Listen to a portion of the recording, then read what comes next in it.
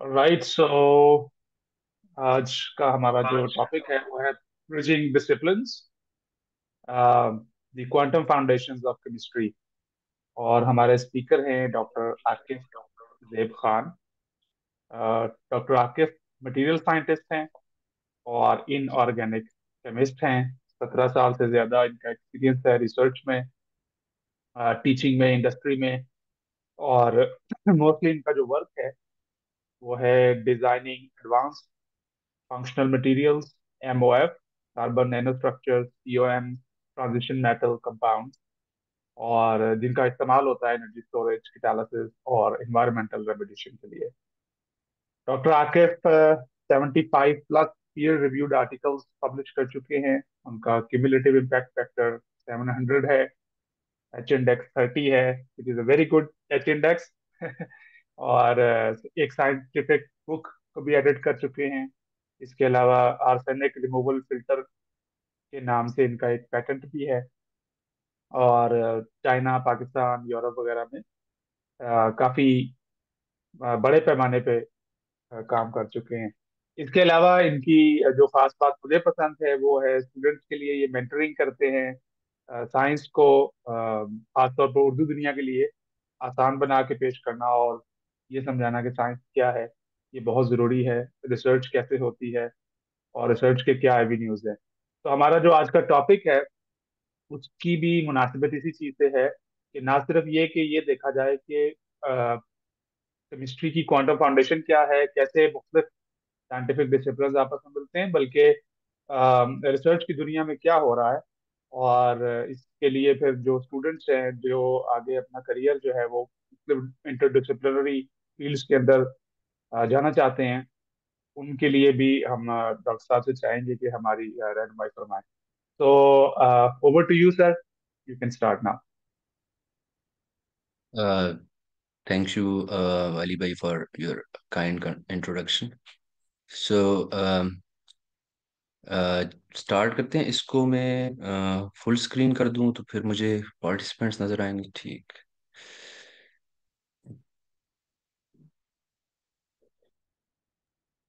और सवालात अच्छा। के हवाले से डॉक्टर साहब आपके ऊपर है। हमारा नॉर्मली फॉर्मेट तो ये होता है कि एक लेक्चर होता है 45 मिनट का और उसके बाद हम क्वेश्चन आंसर करते हैं। लेकिन अगर आप चाहते हैं कि इंटरेक्टिव सेक्शन हो तो पार्टिसिपेंट्स जो हैं वो फिर हैंड रेज कर सकते हैं या चैट के अंदर क्वेश्चन पूछ सकते हैं। मेरा ख्याल है कि एंड पर रहने दें, क्योंकि जो मेरा इरादा है इसका लेक्चर का वो ये है कि इसको मैं इंट्यूटिव रखूंगा और जनरल रखूंगा, टेक्निकल नहीं रखूंगा ज़्यादा। क्योंकि एक तो मैं एक्सपर्ट नहीं हूँ इस फील्ड में, ये फिजिक्स की फील्ड है, आप लोग एक्सपर्ट हैं मुझसे ज़्यादा। मेरा जो मकसद है इस टॉक का वो है एक गाइडलाइन देना और क्या प्रोसेस है बेसिकली, उसको फिर बाकी उसके अंदर जो थ्योरीज हैं और जो उसके अंदर कॉन्सेप्ट्स हैं वो ज़्यादातर फिजिक्स के कॉन्सेप्ट्स हैं, और वो मेरे ख्याल से स्टूडेंट्स और आप लोग उनको ज़्यादा बेहतर समझते हैं। तो मेरा जो मकसद है वो एक फाउंडेशन को डिफाइन करना है, उसकी इंट्रोडक्शन है। और सेकेंडली जो उन कॉन्सेप्ट्स की जो इम्पोर्टेंस है केमिस्ट्री के लिए, मेरा वो फोकस है, not the actual concepts. So at the end of the talk we can have a question answer session. Fair enough, ठीक है। Otherwise I also like interactive session, लेकिन वो उसमें होता है जब आप कोई टेक्निकल चीज किसी को समझा रहे हो। तो यहाँ पे मेरा ख्याल है कि मोनोलॉग काम करेगा।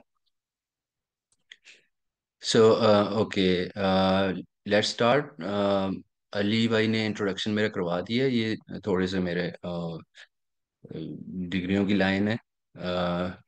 तो this is just for the to introduce my background. I have background in inorganic chemistry, analytical chemistry, और मटेरियल्स एंड सरफेस इंजीनियरिंग में एक मास्टर्स है मेरी। मेरी पीएचडी भी इनऑर्गेनिक केमिस्ट्री में है, और बीएससी मेरी बॉटनी जूलॉजी केमिस्ट्री में है। इसके से पीछे प्री मेडिकल और प्री इंजीनियरिंग का मेरा बैकग्राउंड है।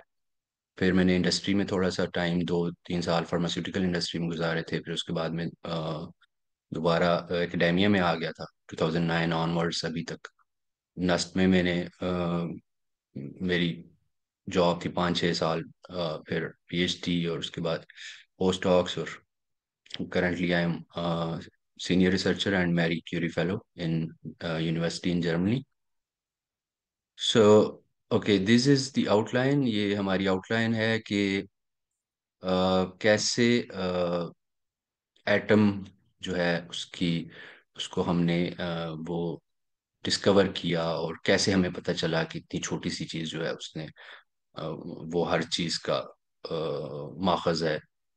तो थोड़ी सी हम हिस्ट्री पे बात करेंगे, फिर historical development of quantum chemistry. Basically हम जो क्वांटम मैकेनिक्स है या क्वांटम फिजिक्स जिसको आप कहते हैं, जब हम केमिस्ट्री में आते हैं तो उसको क्वांटम केमिस्ट्री के नाम से पुकारते हैं, क्योंकि हम ज़्यादातर एप्लीकेशंस केमिस्ट्री की बात कर रहे होते हैं। तो उसके बाद जो बेसिस हैं, जो केमिस्ट्री की जो फाउंडेशन है बेसिकली, वो ही क्वांटम मैकेनिक्स है। तो और वो है बॉर्न ओपेनहाइमर अप्रोक्सीमेशन और श्रोडिंगर इक्वेशन। तो उस पे हम बात करेंगे कि वो कैसे जो है बेसिस है हमारी। फिर group theory and symmetry introduction थोड़ा बहुत, और फिर इलेक्ट्रॉनिक स्ट्रक्चर, जो मेथड्स हैं डीएफटी, जो डेंसिटी फंक्शनल थ्योरी की बेसिस हैं, प्रिंसिपल्स हैं जो उसको गवर्न करते हैं, और उसको कैसे हम मटेरियल साइंस में या केमिस्ट्री में यूज करते हैं। फिर यही जो सारे कॉन्सेप्ट्स हमने पढ़े हैं, यहाँ पे हम जिन पे बात करेंगे, उनकी एप्लीकेशंस मॉलिक्यूलर स्पेक्ट्रोस्कोपी में कैसे होती हैं। और उनको हम हल्का सा इंट्रोडक्शन होगा, ब्रीफ इंट्रोडक्शन, ये आईआर, यूवी विजिबल रामान, एनएमआर और मॉस बार स्पेक्ट्रोस्कोपीज के ऊपर।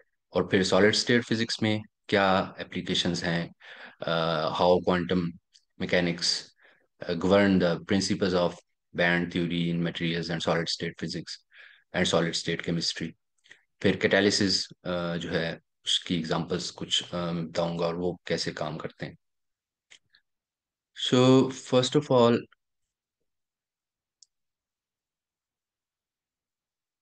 इधर कुछ लोग वेट कर रहे हैं मेरे ख्याल से।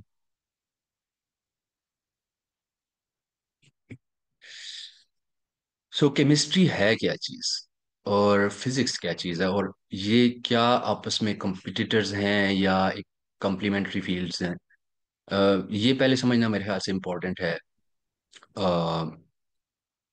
इससे पहले कि हम बात करेंगे केमिस्ट्री की क्या बेसिस हैं, और physics how is quantum physics the basis of chemistry. तो पहले तो ये शुरू में दोनों फील्ड्स जो हैं बिल्कुल अलग थलग थी, और केमिस्ट जो अल्केमिस्ट जो हिस्टोरिकली थे वो बस शीशे से या मुख्तलिफ धातुओं से सोना बनाने के चक्कर में पड़े हुए थे।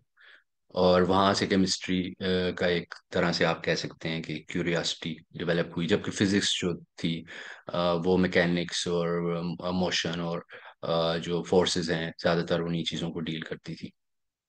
फिर 17th 18th जो सेंचुरी के बाद इस तरह हुआ कि ये फील्ड्स स्लोली मर्ज करना शुरू हुई।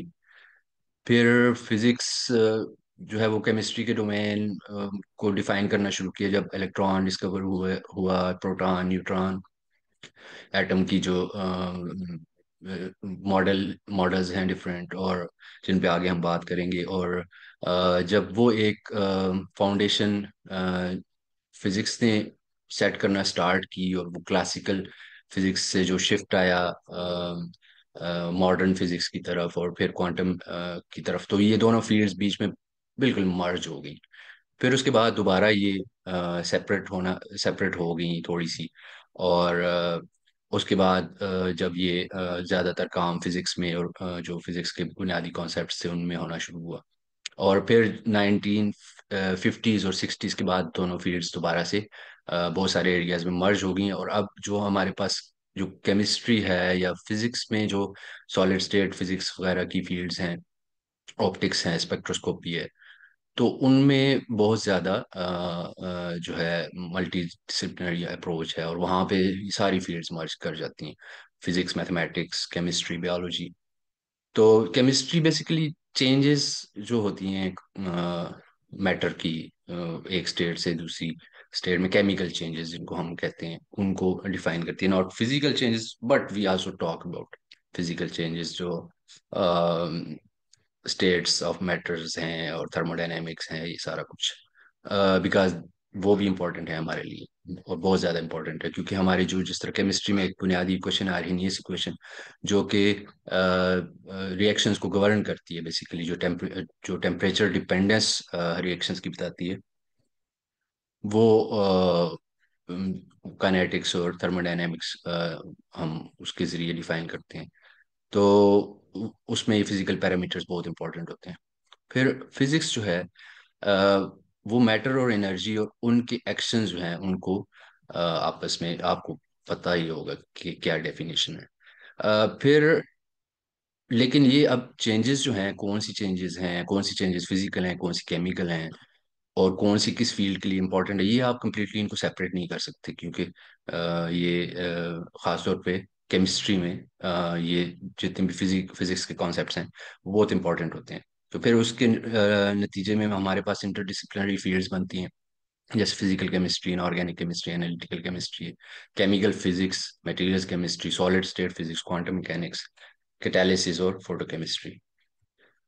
अब ये झगड़ा अक्सर चलता है यहाँ पे कि कौन सी फील्ड जो है वो प्योर है और कौन सी फील्ड डोमिनेट है दूसरी के ऊपर।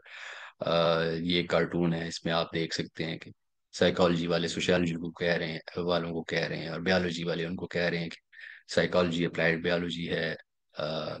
बायोलॉजी केमिस्ट कह रहे हैं कि बायोलॉजी जो है वो अप्लाइड केमिस्ट्री है, और फिर फिजिक्स वाले उनको कह रहे हैं, और इस तरह करते करते मैथमेटिक्स वाले कह रहे हैं, end of course mathematics is the mother of all sciences.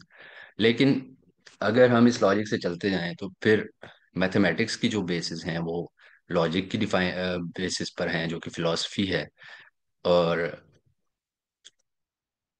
और फिलॉसफी जो है वो एपिस्टेमोलॉजी में आ जाती है, यानी जो नॉलेज की स्टडी है कि नॉलेज कैसे गेन किया जाता है, नॉलेज के क्या सोर्सेज होते हैं।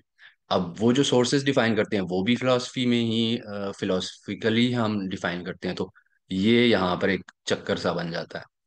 तो बेस्ट अप्रोच मेरे ख्याल से यही है कि, और जो रियलिटी है वो भी यही है कि सारी फील्ड्स जो हैं एक दूसरे को कॉम्प्लीमेंट करती हैं, और कोई भी डोमिनेंस और प्यूरिटन हायरार्की जो है वो इनमें नहीं एग्जिस्ट करती। लेकिन उसके साथ साथ ये समझना ज़रूरी है कि आप एक्सपर्टीज जो है वो उसको बहुत वैल्यू करें, कि जो अपनी फील्ड के जो लोग होते हैं वो एक्सपर्ट्स होते हैं, क्योंकि उन्होंने डेकेड्स और ईयर्स और लगाए होते हैं, बल्कि डेकेड्स लगाई होती हैं, 20-25 साल पढ़ के, और फिर पीएचडीज और यूनिवर्सिटी डिग्रीज और सारा कुछ। तो और इतनी नैरो फील्ड्स हो जाती हैं जब आप पीएचडी या पोस्ट डॉक या उससे एकेडेमिया में आते हैं, कि आपको you can't be expert in even your own field. Like मैं इनऑर्गेनिक केमिस्ट्री का बंदा हूँ, तो मुझे इनऑर्गेनिक केमिस्ट्री के अंदर ही कुछ बहुत सारी ऐसी फील्ड्स हैं जो मेरी नहीं है फील्ड्स, उनके बारे में मुझे जस्ट रूडिमेंट्री आइडिया होता है कि वो क्या काम कर रहे हैं, लेकिन मैं उसकी डिटेल में नहीं जा सकता। इस तरह जो मेरी फील्ड है उसका सिर्फ मुझे आइडिया है, और दूसरे लोग जो हैं इस फील्ड में काम नहीं करते, बेशक वो केमिस्ट है, उनके पास पीएचडीज भी होंगी केमिस्ट्री में, तो वो नहीं कर सकते बात। बाकी जनरली जो एज अ यूज़र जो है वो इंट्रोडक्टरी जो नॉलेज होती है, और वो डेफिनेटली वो हर एक के पास अगर है तो किसी के पास तो है, लेकिन for expert opinion you should always trust the experts. तो ये बेसिकली चीज़ है जिससे हम फिजिक्स वाले भी खेलते हैं, और केमिस्ट्री वाले भी। जो इनऑर्गेनिक केमिस्ट्री और फिजिकल केमिस्ट्री है वहाँ पे बेसिकली हम कार्बन की ऑर्गेनिक फॉर्म्स को छोड़ के बाकी सारे पीरियोडिक टेबल पे बात करते हैं, और it is like a puzzle, और हम इस पजल को सॉल्व करने की कोशिश करते हैं। और ये लगता तो है कि ये पजल सॉल्व हो चुका है, लेकिन अभी भी इसमें बहुत ज़्यादा जो है वो कह सकते हैं कि मिस्ट्रीज हैं जिनको भी डिस्कवर करना बाकी है। तो हम एटम पे आते हैं। जो एटॉमिक मॉडल है, उसकी आप ये यहाँ पे ब्रीफ हिस्ट्री देख सकते हैं कि जॉन डाल्टन ने 19th सेंचुरी के स्टार्ट में जाके ये बात की थी कि पॉइंट जो हैं स्फीयर्स, वो बेसिक यूनिट्स हैं इसके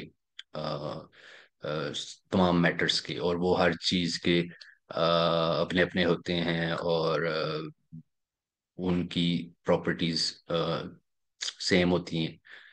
जैसे आयरन है, उसके जो होंगे बेसिक यूनिट्स। उसके बाद जब इलेक्ट्रॉन्स की डिस्कवरी हुई, तो फिर उसके बाद जो वो मॉडल थोड़ा सा चेंज हो गया, लेकिन फिर भी ये नहीं पता था कि इलेक्ट्रॉन्स और प्रोटॉन्स वो किधर एक मॉडल के अंदर कहाँ पे एग्जिस्ट करते हैं। फिर रदरफोर्ड का आपको एक्सपेरिमेंट याद होगा, जब जो उसने गोल्ड फाइल के जरिए किया था, तो वहां से उसे आइडिया हुआ था कि कुछ इलेक्ट्रॉन्स जो हैं वो हिट करके रिफ्लेक्ट हो रहे हैं, डिफ्लेक्ट हो रहे हैं, तो वो पॉइंट्स न्यूक्लियस बेसिकली उसने वहां से उसका मॉडल बनाया था कि दरमियान में न्यूक्लियस होता है और बाकी जगह खाली होती है, वहां पे इलेक्ट्रॉन्स होते हैं। फिर बोर का मॉडल है, जो उसने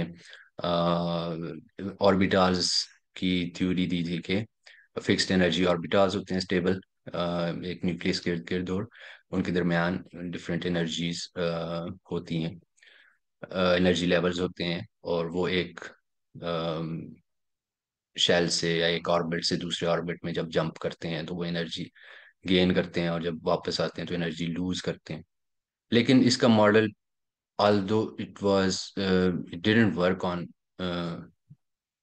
अदर एलिमेंट्स वाई हाइड्रोजन के, लेकिन इसने सही एक बेस जो है ना, वो एक बहुत अच्छी फाउंडेशन सेट कर दी थी for future chemistry and physics. तो ये बहुत इम्पोर्टेंट मॉडल है। फिर उसके बाद जो श्रोडिंजर की जो थ्योरी थी और इक्वेशन थी, उसने फिर मजीद ये बताया कि ये पॉइंट चार्जेस और ऑर्बिट्स नहीं होते, बल्कि वेव फंक्शंस होते हैं, प्रोबेबिलिस्टिक नेचर होती है इलेक्ट्रॉन की प्रेजेंस, इलेक्ट्रॉन की प्रेजेंस की, और उसका मोमेंटम, और उसकी पोजीशन, और एनर्जी लेवल्स के कौन कौन सी किस जगह पे वो होंगे। अब आते हैं जी फाउंडेशन, जो क्वांटम मैकेनिक्स या फिजिकल फाउंडेशन क्या है बेसिकली। स्टैंडर्ड मॉडल, फिजिक्स के लोग यहाँ पर बैठे हैं, उनको मुझसे ज़्यादा अच्छी तरह पता होगा कि स्टैंडर्ड मॉडल क्या होता है। इसमें बेसिकली ये थ्री जनरेशंस ऑफ मैटर, जो फर्मियंस हैं जिनका हाफ स्पिन होता है, और बोसॉन्स हैं जो इंटरेक्शंस और फोर्सेस वगैरह से डील करते हैं। और इसमें जो केमिस्ट्री की जो बेस है हमारे पास, वो बेसिकली फर्मियंस है। तो केमिस्ट्री में हम आपको पता है कि न्यूट्रॉन और प्रोटॉन है, अप और बॉटम, जो अप और डाउन क्वार्क्स से मिलके बनते हैं, और फिर हमारे पास इलेक्ट्रॉन है, तो इसलिए फर्मियंस के साथ हम डील करते हैं यहाँ पर। अब जो फर्मियंस हैं, उनका इंट्रिंसिक हाफ स्पिन होता है, और वो पॉली एक्सक्लूजन प्रिंसिपल को फॉलो करते हैं। पॉली एक्सक्लूजन प्रिंसिपल क्या होता है वो हम आगे देखेंगे। और इसमें सबसे इम्पोर्टेंट बात यह है कि फर्मियंस जो हैं वो सेम एनर्जी स्टेट में एक जगह पे नहीं हो सकते। उनमें उनको एक को दूसरी स्टेट में रहना होगा, एक को वो स्टेट्स क्या होती हैं वो भी आगे हम डिस्कस करते हैं। लेकिन ये सबसे इंपॉर्टेंट बात है कि सेम एनर्जी स्टेट में, सेम ग्राउंडेड स्टेट में, या सेम एक्साइटेड स्टेट में वो सारे एक एट अ टाइम एग्जिस्ट नहीं करते हैं। And this is the foundation of chemistry basically. Fermions make chemistry possible by not all of them being in the ground state at the same time and place. तो ये जितनी भी सारी की सारी केमिस्ट्री है, वो सिर्फ इस बेसिक कॉन्सेप्ट की वजह से पॉसिबल है कि जो फर्मियान्स की ये प्रॉपर्टी है, और उसको पॉली एक्सक्लूजन प्रिंसिपल डिफाइन करता है, और जो इंट्रिंसिक उनका हाफ स्पिन है, वो हमारे जो की है वो इसके इस कॉन्सेप्ट के पीछे है। और जो फील्ड्स इनके साथ एसोसिएटेड हैं फर्मियास के साथ, वो आपको पता ही है कि वो क्लासिकल फील्ड्स नहीं है, क्वांटम फील्ड्स हैं। लेकिन क्वांटम फील्ड्स भी जो हैं वो बहुत ज़्यादा कॉम्प्लिकेटेड हैं, और इनको क्लियरली फर्मियास की जो एप्लीकेशंस हैं या प्रॉपर्टीज हैं उनको प्रॉपरली एक्सप्लेन नहीं कर सकती। अब जिस तरह कोपेनहेगन जो इंटरप्रिटेशन है वो प्रोबेबिलिस्टिक है, लेकिन ये भी आपको पता होगा मुझसे बेहतर कि जो हाँ, उसकी जो स्टेट है वो हम उस वक्त तक किसी चीज़ की नहीं फाइंड कर सकते, किसी फर्मियान की, जब तक हम उसको वो एक क्या कहते हैं उसको, प्रोबेबिलिस्टिक स्टेट में होता है। जिस तरह श्रोडिंजर्स कैट का है अलाइव और डेड, जो ही हम मेजरमेंट करते हैं तो वो कोलैप्स होती है वो स्टेट, और हमारे पास एक जो मेजरमेंट है वो आती है। अब ये कोपेनहेगन इंटरप्रिटेशन से बहुत सारी चीज़ें डिफाइन होती हैं और बहुत हेल्पफुल है, लेकिन इसमें भी जो प्रॉब्लम है वो ये है कि वो फिजिकल मैकेनिज्म जो कोलैप्स का है, वो ना तो बोसॉन्स के लिए वो एक्सप्लेन करती है, ना ही फर्मियान्स के लिए। ये फिजिसिस्ट बता सकते हैं बेहतर कि क्यों नहीं करती और कैसे करेगी, और so what is the current consensus about this thing. दूसरी जो चीज़ है वो बोमियन मैकेनिक्स है, जो कि डिटर्मिनिस्टिक है, प्रोबेबिलिस्टिक नहीं है। उसमें ये है कि जो फर्मियंस हैं वो सारे के सारे एक पायलट वेव उनको गवर्न करती है, उनकी मोशन को। एक प्रोबेबिलिस्टिक जो स्टेट है वो नहीं होती, कोलैप्स नहीं होता, बल्कि वो पायलट वेव के थ्रू गवर्न कर रहे होते हैं। अभी एक रिसेंटली आप में वेरिटेसियम की वीडियो आई थी, वो भी जो एक्शन के ऊपर, वो अगर आपने देखी हो तो आप इसको अंडरस्टैंड करेंगे। बाकी डिटर्मिनिज्म और प्रोबेबिलिस्टिक अप्रोच क्या होती हैं, ये अली भाई वैसे भी फलसफे के शौकीन है, तो वो आपको ज़्यादा क्लियरली बता सकते हैं। इसमें हम नहीं जाते, बट इसमें भी प्रॉब्लम्स हैं, और अभी रिसर्च हो रही है बोमियन मैकेनिक्स के ऊपर। तो यहाँ से हमारा टेक अवे ये है कि केमिस्ट्री फर्मियान्स के साथ डील करती है, और फर्मियान्स की जो प्रॉपर्टीज हैं, इंट्रिंसिक प्रॉपर्टीज, वो पॉली एक्सक्लूजन प्रिंसिपल के थ्रू केमिस्ट्री को पॉसिबल बनाते हैं।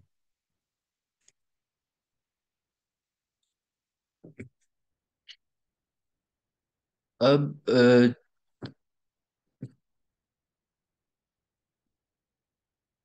मॉलिक्यूलर ऑर्बिटल थ्योरी जो है वो आगे हम इस पे डिटेल में बात करेंगे कि ये क्या चीज़ है। हिस्टोरिकली जो मॉलिक्यूल क्या चीज़ होती है, मॉलिक्यूल बेसिकली जब दो एटम्स आपस में मिलते हैं, एक जैसे एटम्स या मुख्तलिफ एटम्स, तो एक मॉलिक्यूल बनता है। अब वो मॉलिक्यूल जब आपस में मिलता है तो वो कैसे मिलता है, ये चीज मॉलिक्यूलर ऑर्बिटल थ्योरी बेसिकली बताती है कि ऑर्बिटल्स होते हैं वो आपस में जब एक दूसरे के करीब आते हैं दो एटम्स, तो उनकी जो ऑर्बिटल्स होते हैं वो स्प्लिट कर जाते हैं, उनके अंदर डीकपलिंग होती है, और उसमें एनर्जी स्टेट्स बनती हैं, एंटी बॉन्डिंग, बॉन्डिंग, और जो इलेक्ट्रॉन्स उन स्टेट्स के अंदर जाते हैं, जो बॉन्डिंग ऑर्बिटल्स हैं उनमें जाते हैं, जो बच जाते हैं वो एंटी बॉन्डिंग ऑर्बिटल्स में आते हैं। किस तरह आते हैं, उनके स्पिन्स कैसे मैटर करते हैं यहाँ पर। तो ये जो चीज़ें हैं वो एक्सप्लेन करती है मॉलिक्यूलर ऑर्बिटल थ्योरी। और इसमें जो जो डीलोकलाइज ऑर्बिटल स्पैनिंग है, ये इंपॉर्टेंट चीज़ है जो 1928 से 32 तक हुंड और मलिकन ने डेवलप की थी। और उसने मलिकन ने बेसिकली मॉलिक्यूलर ऑर्बिटल की जो टर्म है उसको क्वाइन किया था। फिर उसके बाद ऑक्सीजन एक टिपिकल एग्जांपल है जो मॉलिक्यूलर ऑर्बिटल थ्योरी को पढ़ाते हुए हम जिसकी एग्जांपल देते हैं। और वो जो ऑक्सीजन है बेसिकली उसकी उसका मैग्नेटिज्म, उसके अंदर ट्रिपलेट क्या होता है, सिंगलेट ऑक्सीजन क्या होता है, ये सारी चीजें मॉलिक्यूलर ऑर्बिटल थ्योरी एक्सप्लेन करती है। हक्कल ने फिर इसी मॉलिक्यूलर ऑर्बिटल थ्योरी को पाई इलेक्ट्रॉन्स, जो एरोमेटिक कंपाउंड्स होते हैं बेंजीन वगैरह, उनकी स्टेबिलिटी के हवाले से इसकी एप्लीकेशन की थी, और हक्कल रूल दिया था जो 4n+2 पाई इलेक्ट्रॉन्स है, कि एरोमेट्रिसिटी तभी होगी जब ये फार्मूला जो है वो जस्टिफाई होगा। तो फिर 1950s में हार्ट्री फोक ने क्वांटम मैकेनिकल ऑर्बिटल्स को जो है वो आइगन फंक्शंस के जरिए और मीन फील्ड हैमिल्टोनियन के जरिए एक्सप्लेन किया था। ये आगे हम देखेंगे डीएफटी में, ये बहुत इंपॉर्टेंट कॉन्सेप्ट है, और बेसिकली डीएफटी की बुनियाद यहाँ से 1950 से हार्ट्री फोक ने ही रखी थी, इनके रूल्स और जो इन्होंने चीज़ें उस टाइम पे डिफाइन की थी। मॉलिक्यूलर ऑर्बिटल थ्योरी और वैलेंस बाउंड थ्योरी ने आ, फिर फ्यूचर में कंप्यूटर्स जब बने तो फिर उसकी मदद से और ज़्यादा हेल्प ले कैलकुलेशंस ने इसको मज़ीद बेहतर बनाया, इन दोनों थ्योरीज को, वैलेंस बैंड थ्योरी और मॉलिक्यूलर ऑर्बिटल थ्योरी। अच्छा, उस इससे पहले कि हम इसमें इसमें मज़ीद बात करें, हमने चेंजेस की बात की थी, तो अब यहाँ पर आप देखें जो मर्ज होती हैं, जब फील्ड्स किस तरह से मर्ज होती हैं। अब आपने as physics students, I am not sure कि आपने न्यूक्लियर केमिस्ट्री का कभी नाम सुना होगा, या अ, कि न्यूक्लियर केमिस्ट भी एग्जिस्ट करते हैं। अब न्यूक्लियर जो प्रोसेस है, क्या वो फिजिकल प्रोसेस है या केमिकल प्रोसेस? तो रेडियो एक्टिविटी है या न्यूक्लियर केमिस्ट्री है, ये तो फिजिकल प्रोसेस है, और इसमें स्पॉन्टेनियस न्यूक्लियर डिके होती है, पार्टिकल्स इमिट होते हैं या एनर्जी इमिट होती है। तो केमिस्ट्री का यहाँ पे क्या किरदार है? केमिस्ट्री, केमिकल बॉन्ड्स की तो कोई बात ही नहीं हो रही। केमिकल बॉन्ड्स तो दो न्यूक्लियस के दरम्यान इलेक्ट्रॉन्स की मदद से होते हैं, और केमिकल कंडीशंस, टेम्परेचर, प्रेशर की जो हम बात कर रहे थे जो पहले, वो भी इसको नहीं करती, इंडिपेंडेंट होता है उनसे। और कॉन्सेंसस है कि nuclear physics is it's a physical process. तो न्यूक्लियर केमिस्ट्री का क्या फायदा है? अब न्यूक्लियर केमिस्ट्री में बेसिकली ये होता है कि हम जो न्यूक्लियर फिजिक्स से हासिल की गई इंफॉर्मेशन जो है न्यूक्लियस की, उसको हम अप्लाई करते हैं, उसकी एप्लीकेशन है न्यूक्लियर केमिस्ट्री में, कि डिफरेंट रेडियो एक्टिव आइसोटोप्स हैं, जैसे कार्बन 14 को ट्रेसर के तौर पर यूज़ किया जाता है, और आयोडीन वगैरह, और डिफरेंट जो और हैं आइसोटोप्स हैं, उनकी बायोमेडिकल एप्लीकेशंस हैं, एमआरआई वगैरह में आप देख लें। और उसके अलावा जो रेडिएशन के थ्रू जो फ्रूट्स वगैरह होते हैं, वेजिटेबल्स होती हैं, उनको वो करना, प्रिजर्व करना। और फिर न्यूक्लियर रिएक्शन में जो प्रोडक्ट्स होते हैं और रिएक्टेंट्स जो होते हैं, उन वहाँ पर केमिस्ट्री बहुत इंपॉर्टेंट है। जिस तरह यूरेनियम हेक्साफ्लोराइड बनाकर बेसिकली जो सेंट्रीफ्यूगेशन की जाती है, सेंट्रीफ्यूज किया जाता है, और आइसोटोप्स यूरेनियम के सेपरेट किए जाते हैं। प्लूटोनियम की सेपरेशन में बहुत ज़्यादा इंपॉर्टेंट है न्यूक्लियर केमिस्ट्री। रेडियोमेट्रिक डेटिंग, जिस तरह मैंने बताया आपको, मेडिकल यूजेस हैं, फिर एनालिटिकल यूजेस हैं, न्यूट्रॉन एक्टिवेशन एनालिसिस।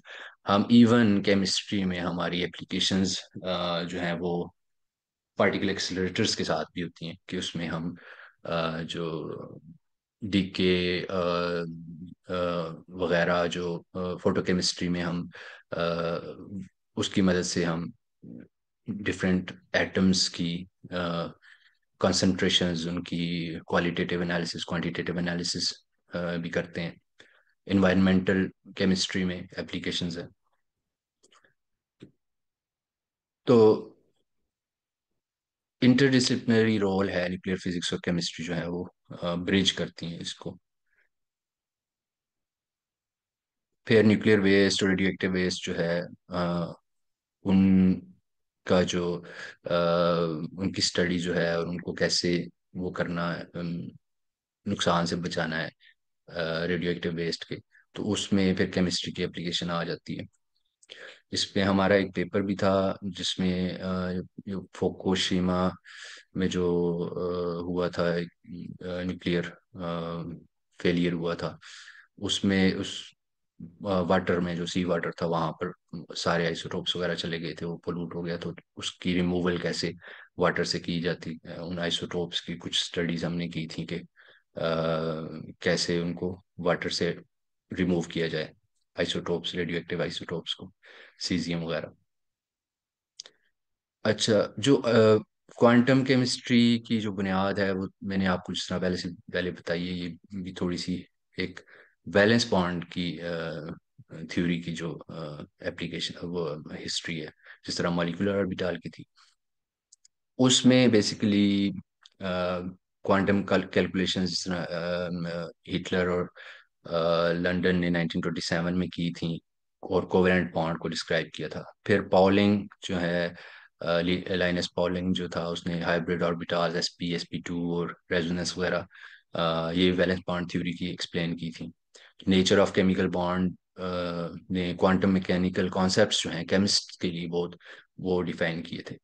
और उसने ये डिफाइन किया था कि बॉन्ड्स जो हैं वो बेसिकली एटॉमिक ऑर्बिटल्स जो हैं उनकी ओवरलैपिंग होती है, और वो जब ओवरलैप होते हैं, वो मिक्स होते हैं, हाइब्रिडाइज होते हैं, उसके बाद फर्दर जो है sp2 dsp3 d2sp और इस तरह डिफरेंट एनर्जी के ऑर्बिटल्स बनते हैं, और वहाँ पे फिर इलेक्ट्रॉन्स, किस तरह कितने इलेक्ट्रॉन्स, और किस तरह से स्प्लिटिंग उसके अंदर, अगेन जो डीकपलिंग होती है उसमें किस तरह वो एडजस्ट होते हैं, और फिर जब वो वाले एटॉमिक ऑर्बिटल्स दूसरे एटॉमिक ऑर्बिटल्स दूसरे एटम के ऑर्बिटल्स के साथ जब मिलते हैं, तो फिर बॉन्डिंग किस तरह से होती है। तो ये एक बहुत इंपॉर्टेंट थ्योरी है, और ये बहुत सारे जो कॉन्सेप्ट्स हैं हमारे केमिस्ट्री के, उनको ये क्लियर करती है।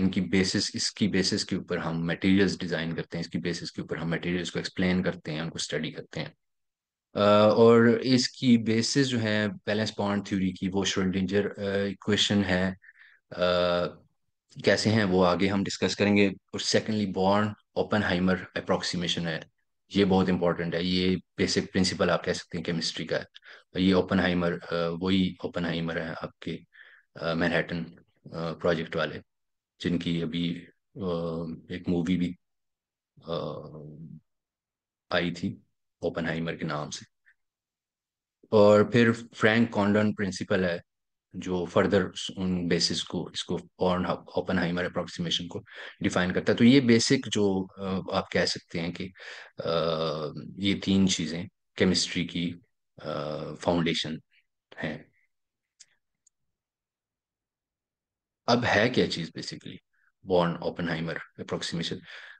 मैक्स बॉर्न एक प्रोफेसर थे, और ओपनहाइमर उनके स्टूडेंट थे। आई थिंक 19, इधर कहीं मैंने टाइम लिखा था इसका, 1926 और इसके अराउंड। तो उस time Oppenheimer 23 years old professor born के साथ काम कर रहे थे। उन्होंने ये प्रपोज की थी born Oppenheimer approximation. Basically born Oppenheimer approximation ये कहती है कि न्यूक्लियाई जो होते हैं, न्यूक्लियस जो है वो बहुत हैवी होता है, और इलेक्ट्रॉन्स बहुत लाइट होते हैं, और इनका टाइम स्केल जो है वो बहुत डिफरेंट है, इनकी मूवमेंट का और इनकी मोमेंटम का, और इनकी जो आपस में एक मैग्नीट्यूड है फोर्सेस का, वो बहुत ज्यादा डिफरेंट है। तो उसको मद्देनजर रखते हुए अप्रोक्सीमेशन एक की गई। हम सबसे इम्पोर्टेंट चीज यहाँ पर ये याद रखें, ये वर्ड जो है अप्रोक्सीमेशन, इस सारे कॉन्सेप्ट जितने भी हम अभी आगे चलेंगे कॉन्सेप्ट्स में, या जो भी जितने भी कॉन्सेप्ट्स हैं बेसिकली केमिस्ट्री की बेसिस में और फिजिक्स में, वो क्वांटम फिजिक्स में, वो अप्रोक्सीमेशंस के साथ डील करते हैं।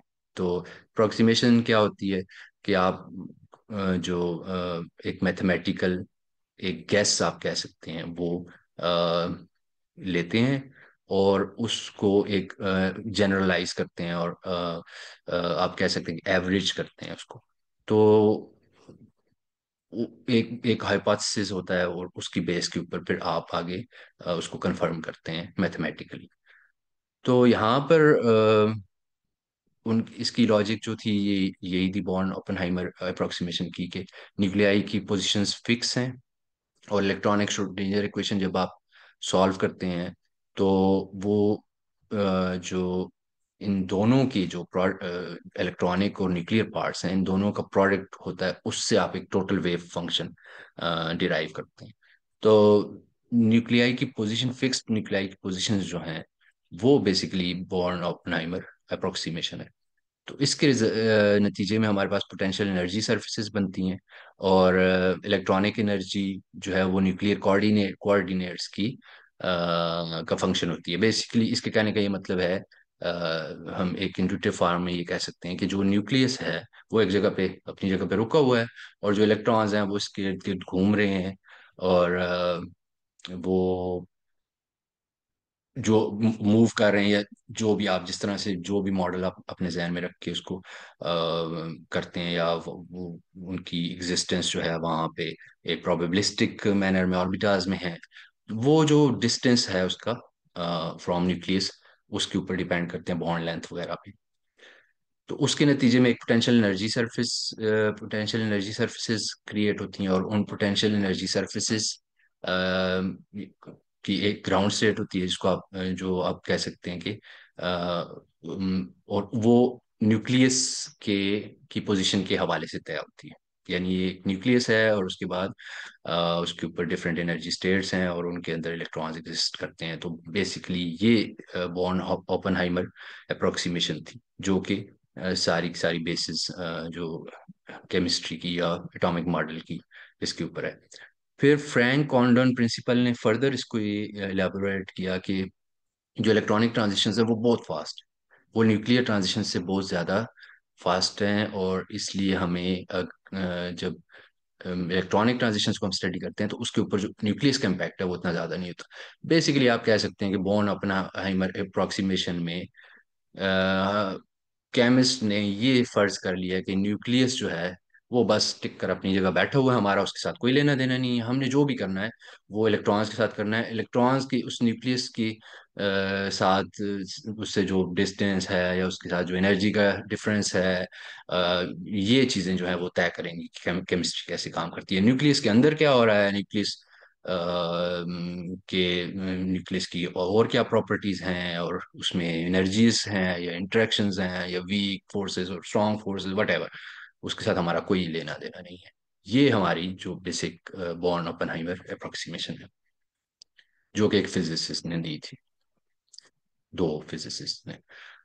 अब फिर दूसरा एक इम्पॉर्टेंट हमारा कॉन्सेप्ट है कि बॉर्न ओपेनहाइमर अप्रोक्सीमेशन कहाँ पे काम नहीं करती। अब हमने एक बॉर्न ओपेनहाइमर अप्रोक्सीमेशन तो दे दी है, वो एक बेसिस है, लेकिन उससे भी ज़्यादा इम्पोर्टेंट हमारे लिए केमिस्ट्री में जो चीज़ होती है, ख़ासतौर पे जो जिस केमिस्ट्री में मैं काम करता हूँ, कि बॉर्न ओपेनहाइमर अप्रोक्सीमेशन कहाँ पे काम नहीं करती। यानी कि हम वहाँ पे उस एरिया में काम कर रहे हैं जो उसकी एक्सेप्शन में आती है, और वो हमारे लिए एक्सेप्शन जो है वो इम्पोर्टेंट है बीओ अप्रोक्सीमेशन में।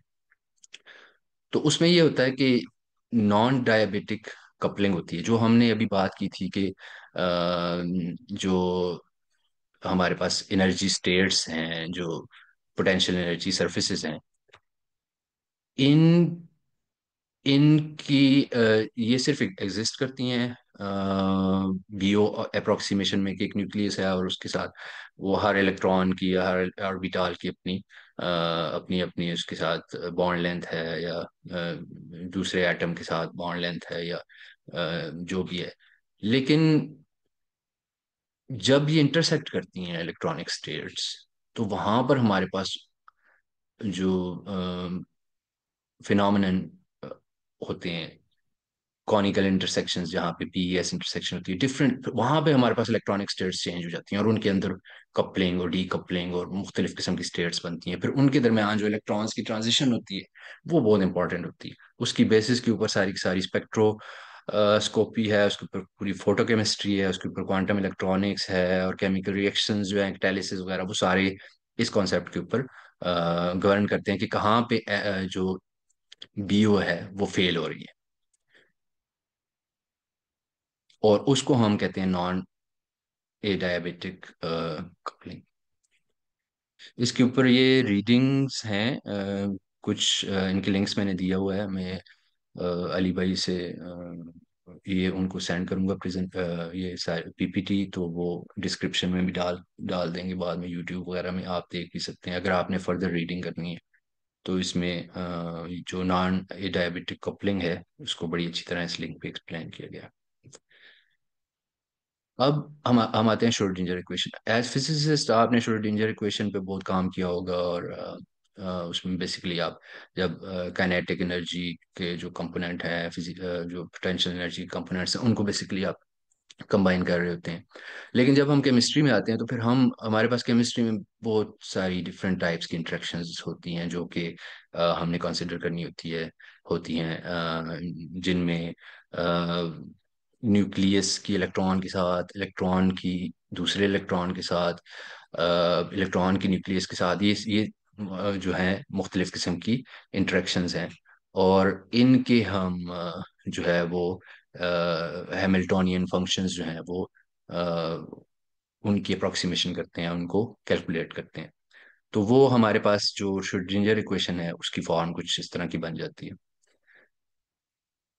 तो ये जो बेसिकली ये जो फॉर्म है श्रोडिंगर इक्वेशन की है, जिसे मॉलिक्यूलर श्रोडिंगर इक्वेशन हम कहते हैं, जो कि आप जो फिजिक्स के लोग हैं उनके लिए नई चीज़ होगी, जो केमिस्ट्री के लोग हैं उनके लिए एक बहुत बड़ा दर्द-ए-सर होता है, और बहुत हमें हमारे लिए एक खौफनाक चीज़ होती है इसको डिराइव करना। और जब खास तौर पे बहुत सारे स्टूडेंट्स इनका एफएससी और बीएससी में अनफॉर्चुनेटली मैथमेटिक्स का बैकग्राउंड नहीं होता, तो वो उनको बिल्कुल समझ नहीं आती कॉम्प्लेक्स नंबर्स क्या होते हैं और डेरिवेशंस क्या होती हैं, और ये कैसे क्या हो रहा है क्या नहीं हो रहा। बस हमें कॉन्सेप्ट्स, ज़्यादातर स्टूडेंट्स इस तरह करते हैं कि कॉन्सेप्ट्स को समझने की कोशिश कर रहे होते हैं कि कर क्या रहे हैं, और एंड रिजल्ट जो हमारा आ रहा है उसकी सिग्निफिकेंस क्या है, फिजिकल सिग्निफिकेंस क्या है उस इक्वेशन की। तो फिजिकल सिग्निफिकेंस आप यहाँ पर देख सकते हैं कि अब जिस तरह से जो मॉलिक्यूलर श्रोडिंगर इक्वेशन है उसमें जो डिफरेंट इंटरेक्शंस हैं, न्यूक्लियस की काइनेटिक एनर्जी है, इलेक्ट्रॉन की काइनेटिक एनर्जी है, इलेक्ट्रॉन न्यूक्लियस की अट्रैक्शन है, इलेक्ट्रॉन इलेक्ट्रॉन की रिपल्शन है, न्यूक्लियस न्यूक्लियस की रिपल्शन है। ये सारे कंपोनेंट्स इनको ऐड करके हम एक जो वेव फंक्शन है वो निकालते हैं एटम का। तो उसमें इलेक्ट्रॉनिक एनर्जी जो है वो बेसिकली उसकी अप्रोक्सीमेशन की जाती है। तो अब यहाँ पर आप देख सकते हैं कि ये बीओ अप्रोक्सीमेशन जो है उसका रिजल्ट है कि हम न्यूक्लियस की काइनेटिक एनर्जी को यहाँ पर इग्नोर कर रहे हैं। अब वैलेंस बॉन्ड थ्योरी में बेसिकली क्या होता है कि हम एटॉमिक ऑर्बिटल्स की ओवरलैपिंग देखते हैं। ये साइड पर आप देख सकते हैं कार्बन डाइऑक्साइड है फॉर एग्जांपल। तो इसमें क्या हो रहा है कि